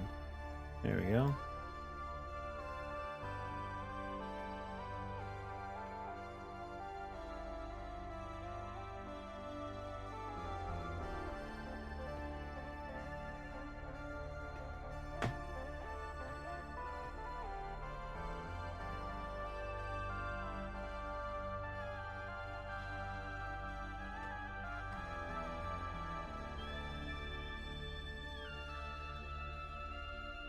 Sorry, I adjusted the arm of my chair and now my hand placement's all wonky, but it's forcing me to have better posture here because I just realized how hunched over I was. Hunched over, this like leaning into the mic. And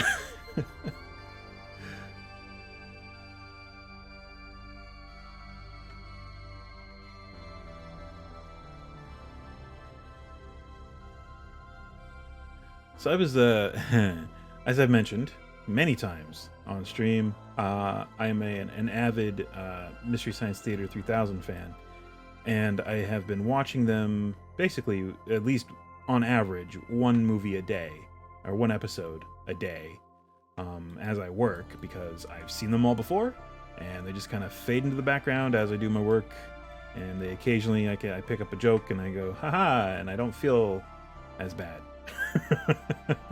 Not that work really makes me feel bad. It's just it's a good break in the a break for the brain. It's just focus, then a little quick little haha, and then it's back to focus. So yeah. But anyway, I've the one I watched today, or the one I watched all the way through today, was The Beast of Yucca Flats. by Coleman Francis. And if you know about Coleman Francis and his movies, plural, you know that he is not really a great director. He was not. He made Ed Wood look like Orson Welles. And that's saying something. Whew, boy. Like, we're at the point in the I'm at the point in the series of Mystery Science Theater where they've done a few Ed Wood movies. I think they've done all the ones that they're going to do. Yeah, they did Bride of the Monster, Sinister Urge, Violent Years. Those are the 3 that they do on MST3K. Riff Tracks does Plan 9, which is actually a great, funny thing. So they've done all those, and in that course they came across Coleman Francis because Coleman Francis also works with Tor Johnson through the course of their careers. Is it more than once? Yeah. Yes? No. I think it's just once. As far as I know, it's just once. The Beast of Yucca Flats. Because Tor Johnson, he's in Plan 9. And he wanted the big name, quote unquote, big name for the Beast of Yucca Flats, which I'll expound on more after this break. But I watched some extra features where they interview some people who were involved in the making of it, and some funny stories. But we'll talk about that after the break.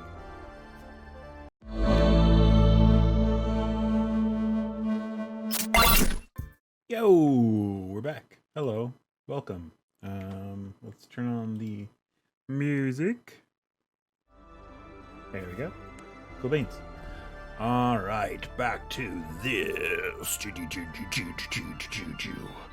Action. All right. Anyway, before the break, we were chatting about, or I was rambling about, Coleman Francis and his magnum opus, The Beast of Yucca Flats. It is not a good film. It is hard to watch.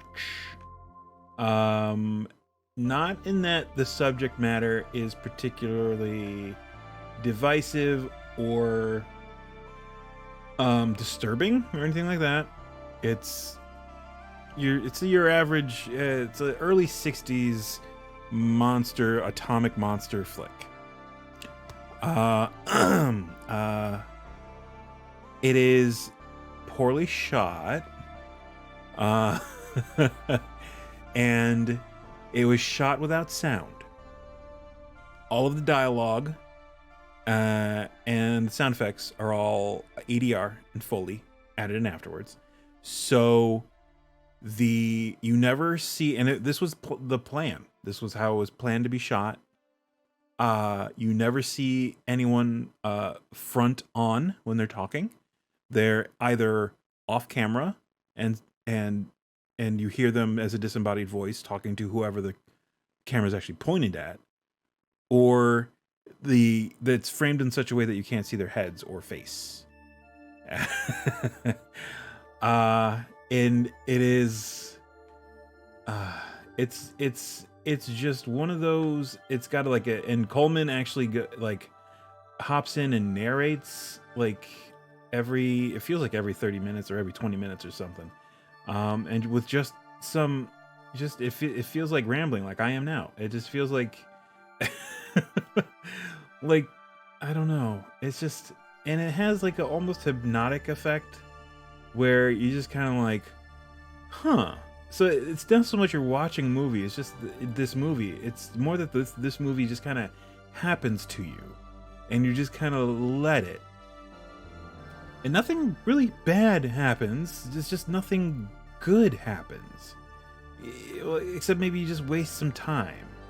So I would never ever watch this without the Mystery Science Theater treatment. It feels like it feels bad. And apparently the MC3K version is edited for TV. There's apparently a whole scene in the beginning where one poor actress is just nude, or at least topless, for her scene.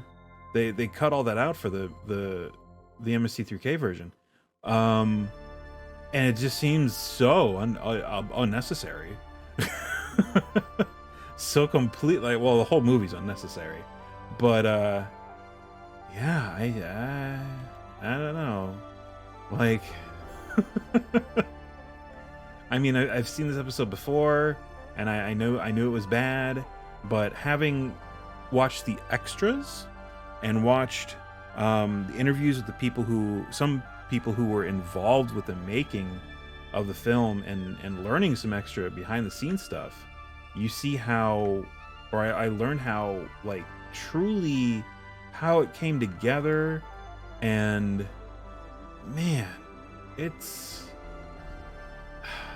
was the fact that it was shot without sound. That I don't get. Why?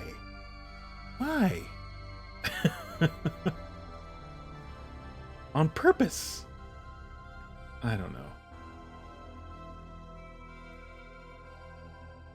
Anyway, I started one after that was done. I started a second one today. It's one that I've seen before. This was actually like the second box set I ever bought for Mystery Science Theater, and it is the second. It was volume 2, and it was Angel's Revenge, which is oh my god, it's a late 70s. Whew, boy. It's one of those late 70s, like their whole still riding that spirit of 76, where everything is stars and stripes for some weird reason. Well, the bicentennial is the reason, but it's, well, partly, I guess. And they really have no. I mean, it was the Carter years. There was like a huge recession, and there was the inflation and the gas. Was it a shortage? It was a gas something. Anyway, things weren't great, but yet a lot of the stuff you see from that era, they have like stars and stripes and on everything, and it's all anyway. There's a lot of that in this, and there's a lot of washed up actors from the 50s and 60s in it. Oh man, it feels so bad. Alan Hale is in it, Skipper from Gilligan's Island. You get oh my god, what's his name? Blanking on his name. Plays Mr. Howell on Gilligan's Island. Jim Backus. Jim Backus is in it. Guy who plays Mr. Haney on Green Acres. Oh my god, I completely blank on his name. But yeah, all these actors who had huge parts in sitcoms that were big in the 50s and maybe subsequently the 60s. Maybe not doing so great and looking for anything to do. Oh, Jack Palance. Jack Palance is also in it. So yeah, there you go. Whew, boy. But yeah, it's a not good movie. It's basically, it's like a TNA movie without the TNA. It's one of those. And you really know it's bad because, like, maybe 10-15 minutes into the film, there are cartoon sound effects. That's how you really know you've picked a winner. It's like, oh, well, touche. Fair enough, movie. You got me there. I didn't expect that. But yeah, I mean, I've seen this countless times. Yeah. I've never seen the unedited version. I'm almost sure there's probably stuff in there not suitable. The crew at Best Brains had to kind of trim for TV on Comedy Central, but yeah, it feels bad. You feel bad for Alan Hale. You feel bad for everyone involved, honestly.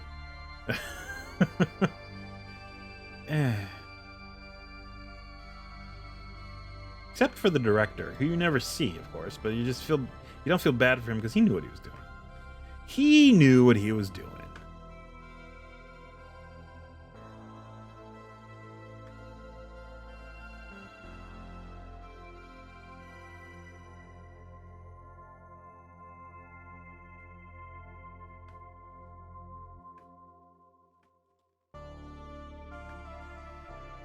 Let's see here.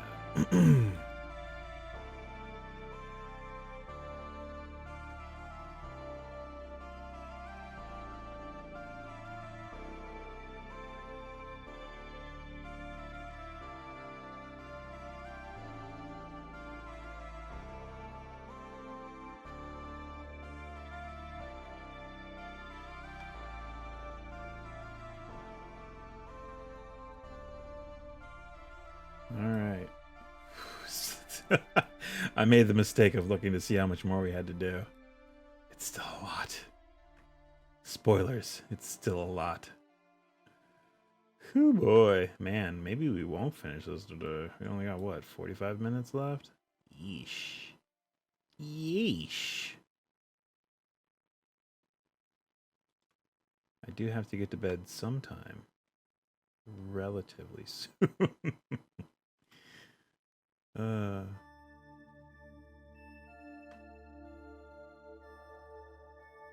Want to do? Yeah, I guess we do want to do it this way. This is how it's gonna probably end up looking along the top.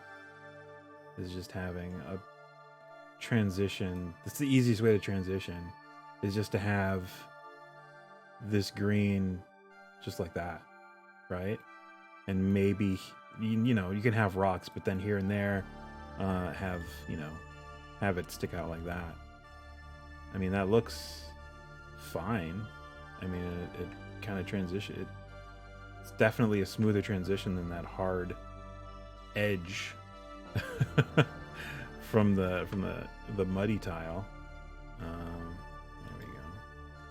And we can maybe throw in a little bit here. Boop. Man, the underside of this has got to just look bonkers, bonkers weird.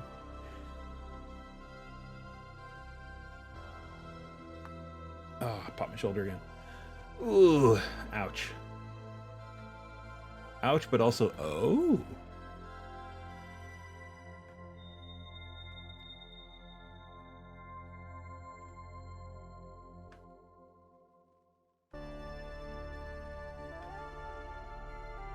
There we go. There we go. Down a little bit there. Wait. Oh. Prop up underneath. They're actually, not tall. They're steep right there.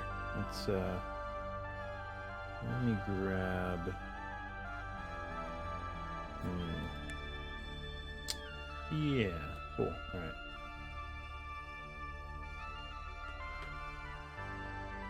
Here we go.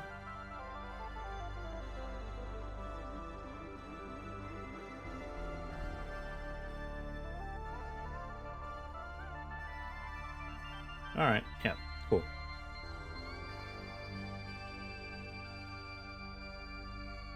Yeah, we'll leave this kind of bare like that. I don't want to clutter it up too much.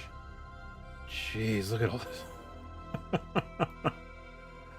Alright, I'm not gonna look and see how much we have left to do. Again, I made that mistake once, I'm not doing it again.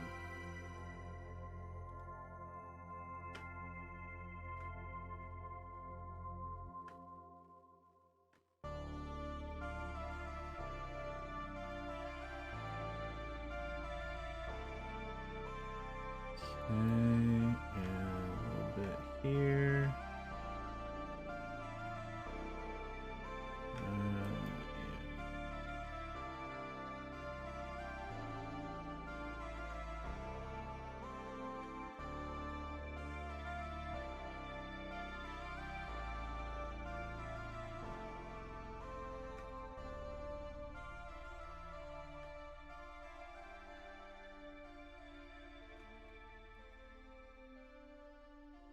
Okay.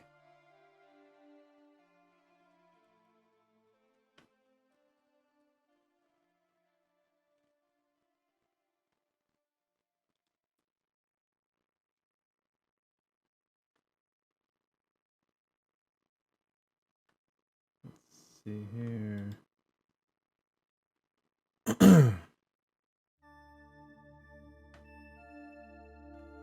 Trying to think if I did anything else interesting or watched anything interesting the past couple days.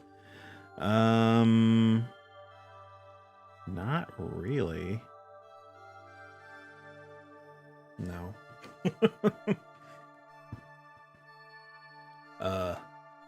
No. I can't do a good butthead. No. No. No.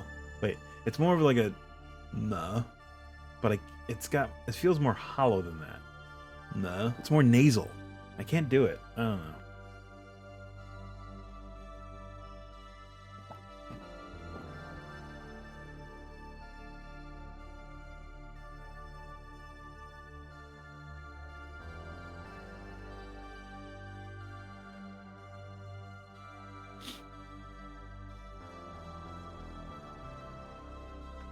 But man, yeah. Oh, geez, Beavis and Butthead. To go on another tangent. Beavis and Butthead coming up in the 90s. Like every kid in school had a frickin' Beavis and or Butthead impression that they would do ad nauseum. Ugh. Like I watched the show when I was a kid. I went back and watched some of the episodes as an adult, and it's just kind of like, they're just not that funny. I don't know. I mean, I like Mike Judge's other work. I mean, I love King of the Hill. Office Space, great.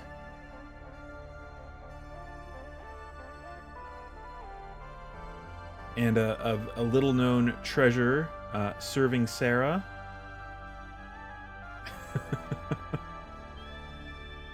That I do actually like. It's got Matthew Perry and I think it's Elizabeth Hurley, if I remember correctly. I believe it's Elizabeth Hurley. I like that one. If I'm remembering correctly. And of course, Silicon Valley. Great. Love it. Good show. But Beavis and Butthead does not hold up for me. You know what MTV show does hold up for me? And that I love, and not many people know about, oddly, is Syphil and Ollie, man. Love Syphil and Ollie. My favorite MTV show, back when MTV actually had mostly music and some shows. Not just shows. Nothing but reality TV. Because that's basically all it is now. It's just reality TV bullcrap.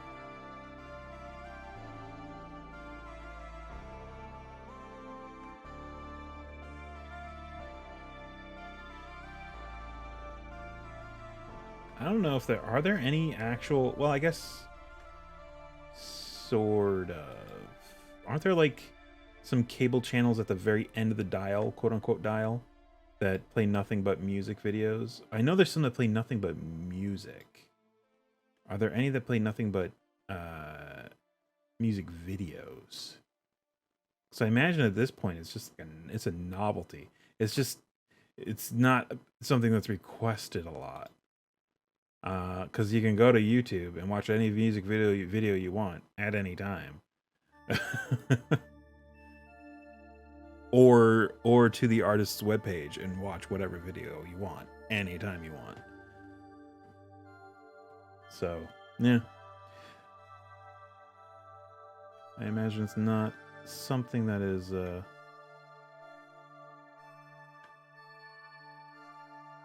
sought after anymore. Remember when I used to watch MTV just so I could see this is funny. And just so I could see a Smashing Pumpkins video again. And yes, I did like the Smashing Pumpkins as a kid growing up. From the 5th grade, I remember, is when I got Siamese Dream and loved it. I still do like it. It's a great album. Yeah, I was an avid, that's the word for today, Pumpkins fan for a long time. That's mostly what I would listen to. Like eschewing all of the genres of music, and most times other artists too. It's like, it's not the Pumpkins. I like the Pumpkins. I'm gonna listen to more Pumpkins. So it kind of stunted my music discovery a bit. Sad to say. So a lot of the music that I learned to, discovered, happened during college a little. During college, definitely during college. And then immediately after college, was like, I was just like, whoa, so many other artists and styles. And yeah, you go through the music nerd phase. Some people do, I guess. Maybe not everybody. And you start, digging back, and then you actively seek out genres. Like, all right, I'm gonna try this. I'm gonna try blues and see if I like it, which I of course did, and liked. And I got into that for a little bit, and with other contemporary artists that were working in that genre, maybe not by name, like the White Stripes and Black Keys. They were definitely touted and labeled alternative or whatever, but there's just basically just blues rock, flat out. It's just blues. And then you get into Led Zeppelin, who a lot of their stuff is just blatantly just pulled straight from blues artists, as either just covers or maybe not covers, but I don't know, like reimaginings. I don't know, but yeah, and you go back and you listen to some of the original stuff. It's like, wow, this is good. So yeah, and at the time I had I still have it, 8 tracks. I don't know if anyone remembers or ever used 8 tracks. Is a playlist creating website where you would upload music from your library and create playlists of songs. And they had, I think I've talked about this on stream before. They had there were parameters that you had to follow for the playlist, and they were the same. It was the same for every playlist. No more than 2 songs from the same album and or artist. That's it. So you can't just make a whole playlist of Beyonce and it's just Beyonce's one of her albums. No, you can't do that. You can have 2 songs from Beyonce, but they can't be from the same album. Well, two of them can, not more than 2, I think. Yeah. So but yeah, only 2 songs. So yeah, it kind of creates it's an interesting way of getting around things, especially when you find collaboration pieces or songs by other artists under a different name. Like, for instance, there's Radiohead, and then Tom York also does solo stuff, or the Black Keys, and then also Dan Auerbach also does solo stuff. So you just find all this stuff, and it kind of expands your thing. It's like, oh, there's more stuff. So that I had an 8 tracks. I still have it, an 8 tracks account, and it was right smack dab in most of my and it also helped to fuel a lot of my musical discovery stuff. Like I would find a song, like most of it was like Pandora too, because I would just be like, all right, just Pandora play some stuff, and it would play stuff based on my likes and dislikes, and it would play something and I'm like, oh, what's that? Oh, that sounds great. And then I'd look into it more, into that style, into that genre, and that is how I found a lot of the music that I like now.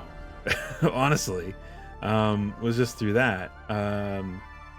And it's sort of filled out my musical tastes beyond that of just from 5th grade to college. Almost. Just the Smashing Pumpkins, which they're fine, I would say, up until, and just varying on it's various, like Melancholy and Infinite Sadness it's an okay album. It's a big, extraordinary thing, but it's essentially 5 songs with a bunch of filler. Some of that filler is good, to be fair. Some of it's good, but I would say maybe 30% of the filler is good. The rest is just literally just filler and not great songs. There was an Apple commercial that was playing just a real deep cut from Melancholy. I can't remember. I think it was We Only Come Out at Night. Oh my God. It was like, what the hell? This was like, what, 2 years ago? A year and a half? It must have had to have been 2 years ago. Back when things were still normal, almost. But yeah, that was weird. I was like, oh my God. Memories from listening to that album nonstop. But yeah, I would say past Melancholy, it gets real iffy. I don't know. And yeah, it felt like my fandom for the Pumpkins kind of fell off after pseudo meeting Billy Corgan in person. And he's not a gregarious person. I'll say that. He's not a garrulous man. Yeah. So I would say all the rumors you may hear about him being maybe just a little bit of an asshole, probably true. So that also colored my opinion as an adult of that band, or at least of Billy Corgan, in a new light. And I was like, oh, okay, that's why Darcy and James Iha kind of fucked off for the majority of Siamese Dream. Oh, but yeah, also there were probably also other reasons, but that's primarily one of the reasons. But yeah, so, and a lot of like the music that I came across later in life is definitely, I would say more my taste and more me than anything else. And like one of my current favorite band, like #1 band, is Yo La Tengo, and a lot of that came from just me listening to Pandora and, like upping and downing, thumbs up, thumbs down of songs, and like inadvertently the algorithm was like, oh, okay, so you probably like these guys, and they're like, oh yeah, I do like these guys. So that's interesting, and it was I mean, it introduced me to a lot, and it definitely helped me to branch out into different musical genres. That and 8 tracks, because like I would listen to a playlist generated on Pandora, and I would really like it, and I would just find the music on either Apple iTunes or Amazon, whatever, and then buy either I usually would just buy the song because I didn't have a whole lot of money at the time, but if I could afford it and I liked the album enough, I would just get the whole buy the whole album digitally, and then just create playlists on 8 tracks based around that genre or whatever. And I have a bunch of playlists up on there. I haven't made one in a long time, but they're still up there. I listened to one the other day because I was like, oh, I wonder if these are still here. Yep, they are. But a lot of them are blues and blues rock. A lot of them.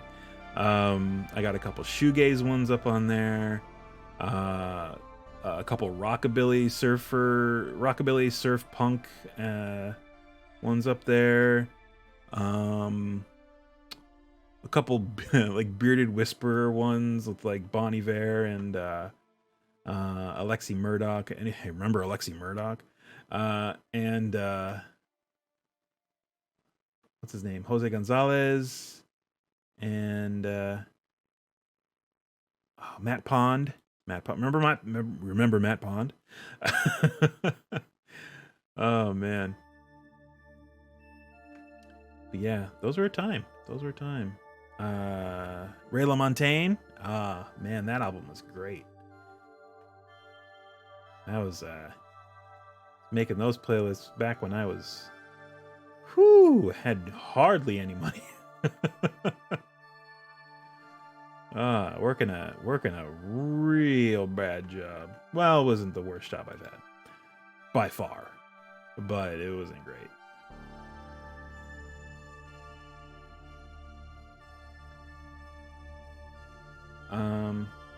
But yeah, I mean, it definitely introduced me to some of my favorite genres too. Like I may have like fallen off a little bit with blues, but I mean, I still like it. It's not my favorite genre, but it's still, you know, one of my favorite.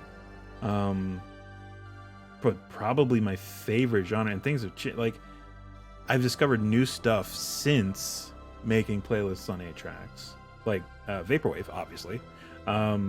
Which I really like, and although it is not my favorite genre, big surprise, my favorite genre is shoegaze, which is basically just post-punk, but a specific subtype of post-punk.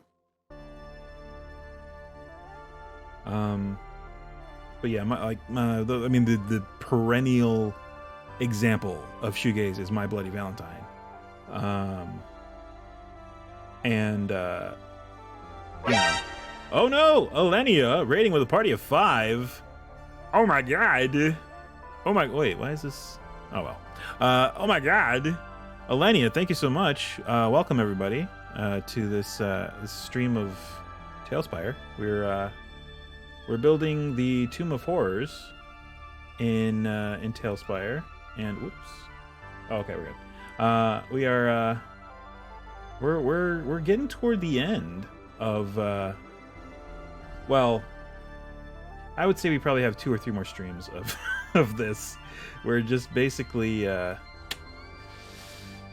building out the surrounding hill.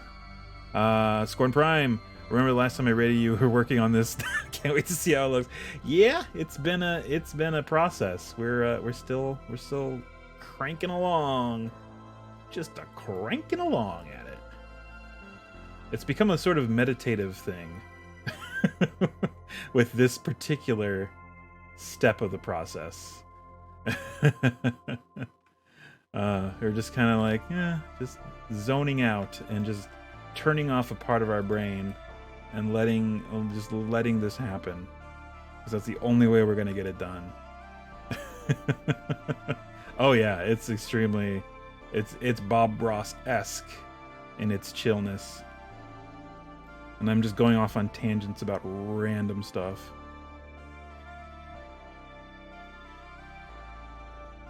The happy little bushes, exactly. The current tangent is just, you know, musical genres and expanding your musical tastes. And when in life do you, or should you, or did you expand musical tastes, your musical tastes, and your what would it be, you know, find new artists, that kind of thing. and I do it sporadically, of course.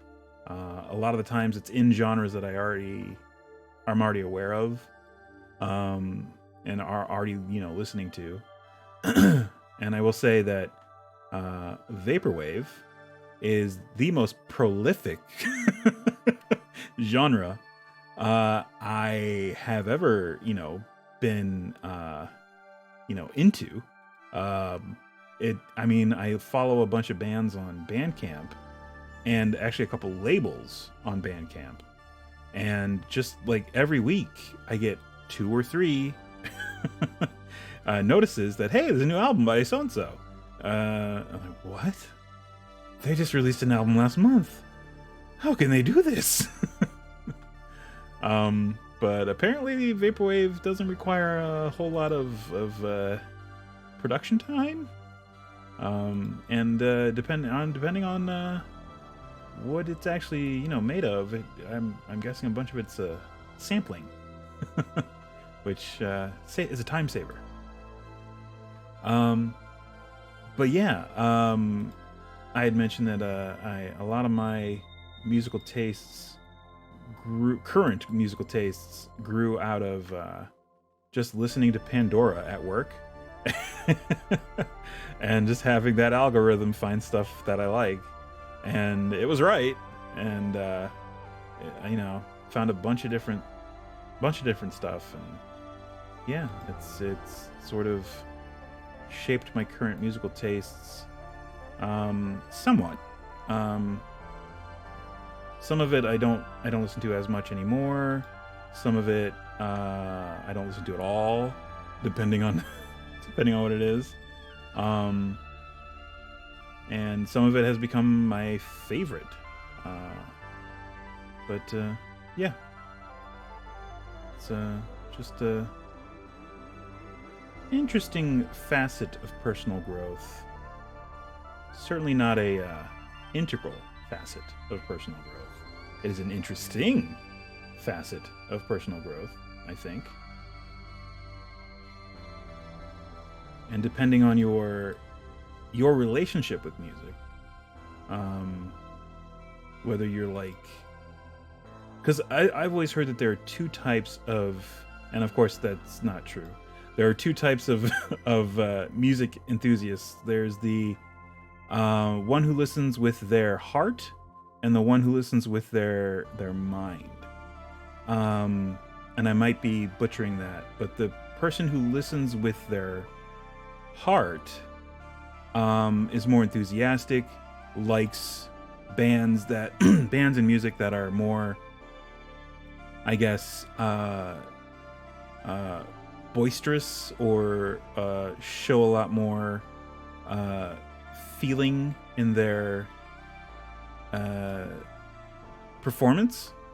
And then there's the people who listen to music with their mind, and they tend to be a little bit more, and the people who listen with their heart tend to go to more shows, go to more concerts, things like that. The people who listen with their mind tend to like music that's a little more obviously cerebral, or maybe not as emotional, but maybe complex or technical in a way. So like prog rock, or like shoegaze, or not some shoegaze, like prog rock, or some metal, maybe like Thunderbolt. Yeah. Or Mars Volta, stuff like that. And you can tell I'm naming these because I'm probably definitely fall in the cerebral category of the type of music listener. Because yeah, I don't go to a whole lot of shows. If I like a band and I like their music, I will usually buy that music on vinyl, just because I like listening to it to be sort of a I don't know, like a whole experience, like a tactile experience. Like, of course, you can like pop on an MP3 anytime, but if you have the vinyl, it's like, oh, you gotta get it out of the case. You gotta, walk over, turn on the record player, make sure there's no dust on it, clean it off, and it's a whole process, and it becomes like almost a ritual. And it's like one of the genres that I listened to probably in tandem to my early tastes was a lot of, and this was in like the mid to late 90s, was a lot of techno. And a lot of that now, I look back and I'm like, man, that was a good album. like a lot of the early stuff that I got, not all. They were I definitely remember CDs that I bought back in the day, and I would never consider even buying the CD. It's like maybe there was one song I liked, and I heard it on the radio, and I was like, let's get this one. And I'm like, looking back now, I was like, no, probably wouldn't even buy that at this point. But there are still some in my collection. I still have a lot of the CDs, and I look back now, and I'm like, man, I'd love to have that one on vinyl. But some of them like probably don't even exist on vinyl.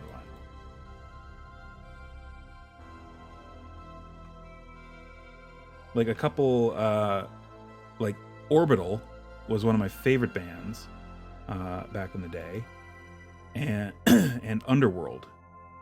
I really liked Orbital and Underworld. I liked Prodigy too, but not as much. And I liked Chemical Brothers. Everyone liked the Chemical Brothers.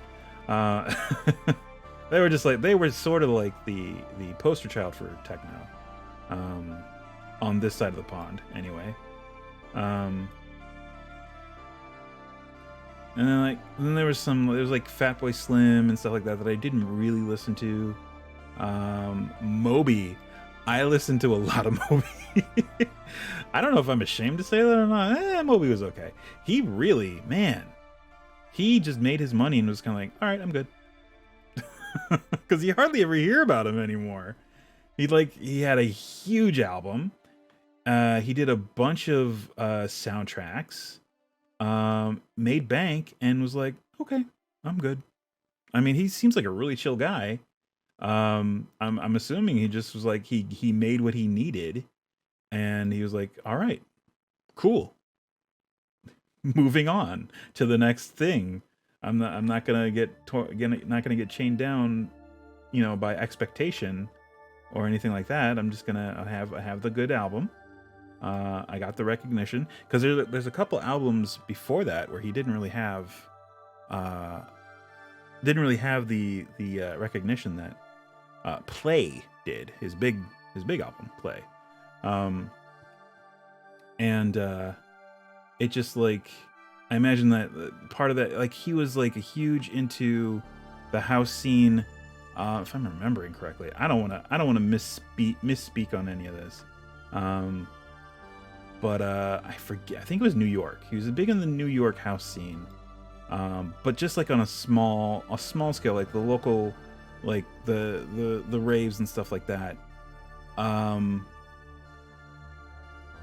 And I guess once he started sampling old spirituals he found a voice, more or less, or a style. And that really kind of skyrocketed him, because oh man, yeah, that was a weird time too, because that was right around, it was right before, or was it right? Yeah, I mean, it was like his whole was right around 9/11. So a lot of those songs are very heartfelt and a little dark, and I imagine that must have fueled their sale a little bit, because everyone in the States, probably elsewhere too, because I mean that's something that earth-shaking has got to affect people elsewhere, at least a little bit. But because I mean, it had to be a bit scary. It's like, oh, where is it going to happen here? That kind of thing. There had to be. I mean, I'm sure there was some of that. But anyway, yeah, I'm sure that helped. Definitely will help. I'm sure that fueled a lot of the sale, because people were just in that mindset. They were just in that sort of. They were just sort of down, understandably, and a little scared. And the songs were, I mean, it was a mixture of like upbeat, up-tempo stuff, and then some real downswings with some spiritual samples in there that are, you know, feel very melancholy. And it's just like, it was like the perfect mix. So that probably, yeah, I imagine he did quite well. And sold. I mean, I still have my copy somewhere. That CD. And honestly, that's one, even now, that's one I might want on vinyl, because it's a definite, it's like a time capsule almost at this point, which is interesting. I never thought I'd say that about something in the early 2000s, but here we are. 2021.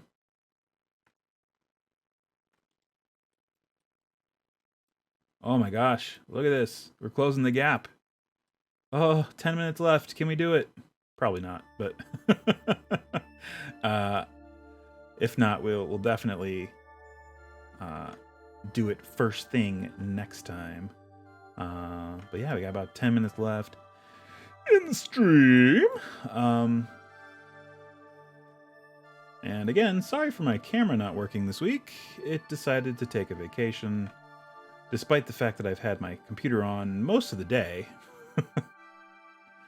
Probably should have tested it right when I turned the computer on. I gotta get in the habit of that, especially if I plan on streaming. Like, turn on the computer, make sure the camera's working. If not, restart and try again right away. And that should be top priority. I mean, I'm very close to just getting a new webcam, because the GoPro, it's nice. The quality is nice and crisp, but it's not made to be a webcam. The software that makes this a webcam is like third party, so it ain't perfect. And it's definitely not without its bugs and hiccups. So I don't know if it's worth just breaking down and getting an actual webcam. I would definitely still keep the GoPro, because I have other things that I can do with it. My wife and our friends are talking about doing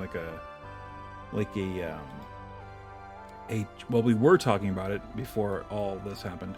We were talking about doing like a travel beer cast, not a podcast, because it would be video. And just like going to breweries in the Chicagoland area, and maybe just a little bit north up into Wisconsin, and going to brew pubs and things like that, and just sitting and sipping flights and shooting the shit about random stuff. Yeah, that was the premise. But you know, obviously, with everything happening, it's not really a good idea to do that. So, yeah. Maybe someday soon. But we have all the pieces we needed. Well, I need to get another mic, or mics. Probably just one mic. A good shotgun mic with a dead cat. Maybe should do it. Just point it in their general direction as they talk. But yeah, that's it's a possibility. I don't know. It depends. It depends on what the quality of webcams I can find to replace this GoPro. Another thing about GoPros, they don't take great pictures. They're great at like slow motion video and high def video, but pictures, man, They just don't look good. Like something about them is like the framing's off and I don't know, I don't know what you call it. The focus is weird. Like it's not out of focus. It's just like it's almost fisheye, and even when it's not set to wide angle, it still has a little bit of that fisheye. So I don't know. Yeah, GoPros are made for really one thing, which is action photography or action video. Doesn't work so great as a webcam, as we figured out, since we are lacking our webcam here today. But we'll see. We'll see. Maybe some. I'm gonna at least connect it up here up top. I'm gonna connect these here at least. I might not do it completely, but we are gonna get a small victory here today. Yeah, I'm gonna just see what we can do as far as, and I've bought like things for the Go. I bought like a battery recharger. I bought a little case for it, mostly for work because sometimes I do have to chipping away slowly. Occasionally I do have to take some slow motion video for work, but that's a rare occasion. It's good to have the option, but you can also take that on your phone. So, is it really worth having to detach the GoPro and put it in the thing and take it with? Depends.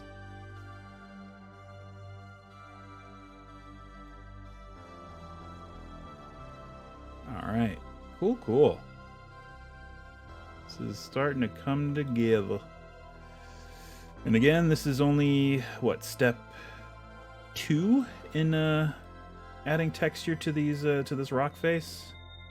Step 3 is little mud bits, these muddy bits that we're going to be coming back in and adding to the thing as a whole.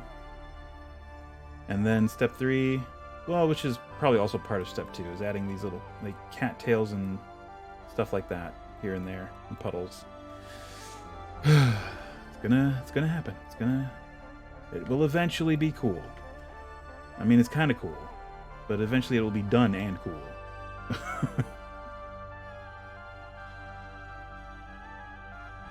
And yeah, once this is done, we are throwing this up on Tales Tavern. Faux show.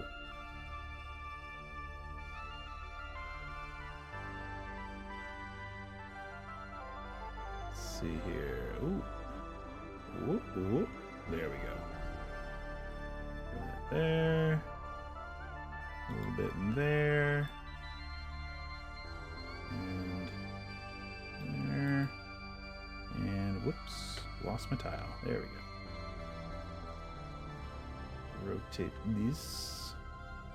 And right there. Cool. Well, we still have a little bit of work ahead of us for this. We're going to finish out filling in this little bald patch here. But other than that, we've got the... Oh, hello. Little floaty tree there.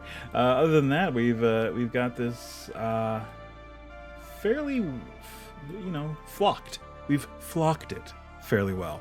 So when we come back next week, we're gonna fill in that bald spot, and we're gonna start in on what the flock exactly.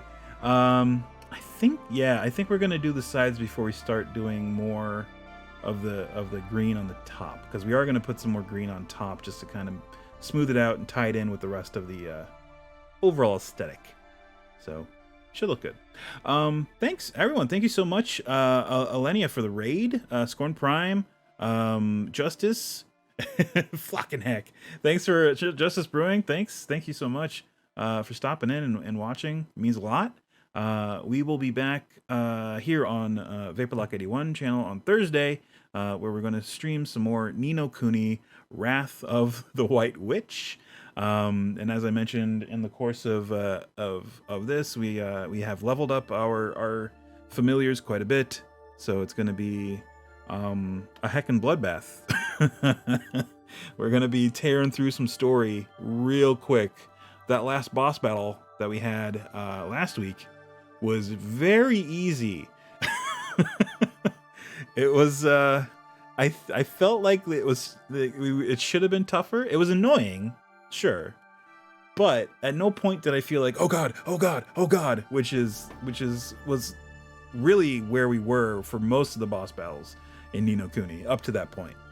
So I guess we're on the right track of kicking the game's butt. So cool. Tune in to Thursday for that. We'll be doing that, and then Saturday again we'll be back with more Saturday Skyrim with legendary difficulty with survival mods, which is a time. We're doing okay. We got to the point where we're not constantly dying. We are still dying occasionally, but occasionally. And then again, next Monday, we will be back with either more TaleSpire or some Samurai Gun 2 with some of the updates that they've done. The developers approached me again, asking for another stream with some of their updated content, and hopefully, if it works out, I will either be doing it next Monday or next Tuesday.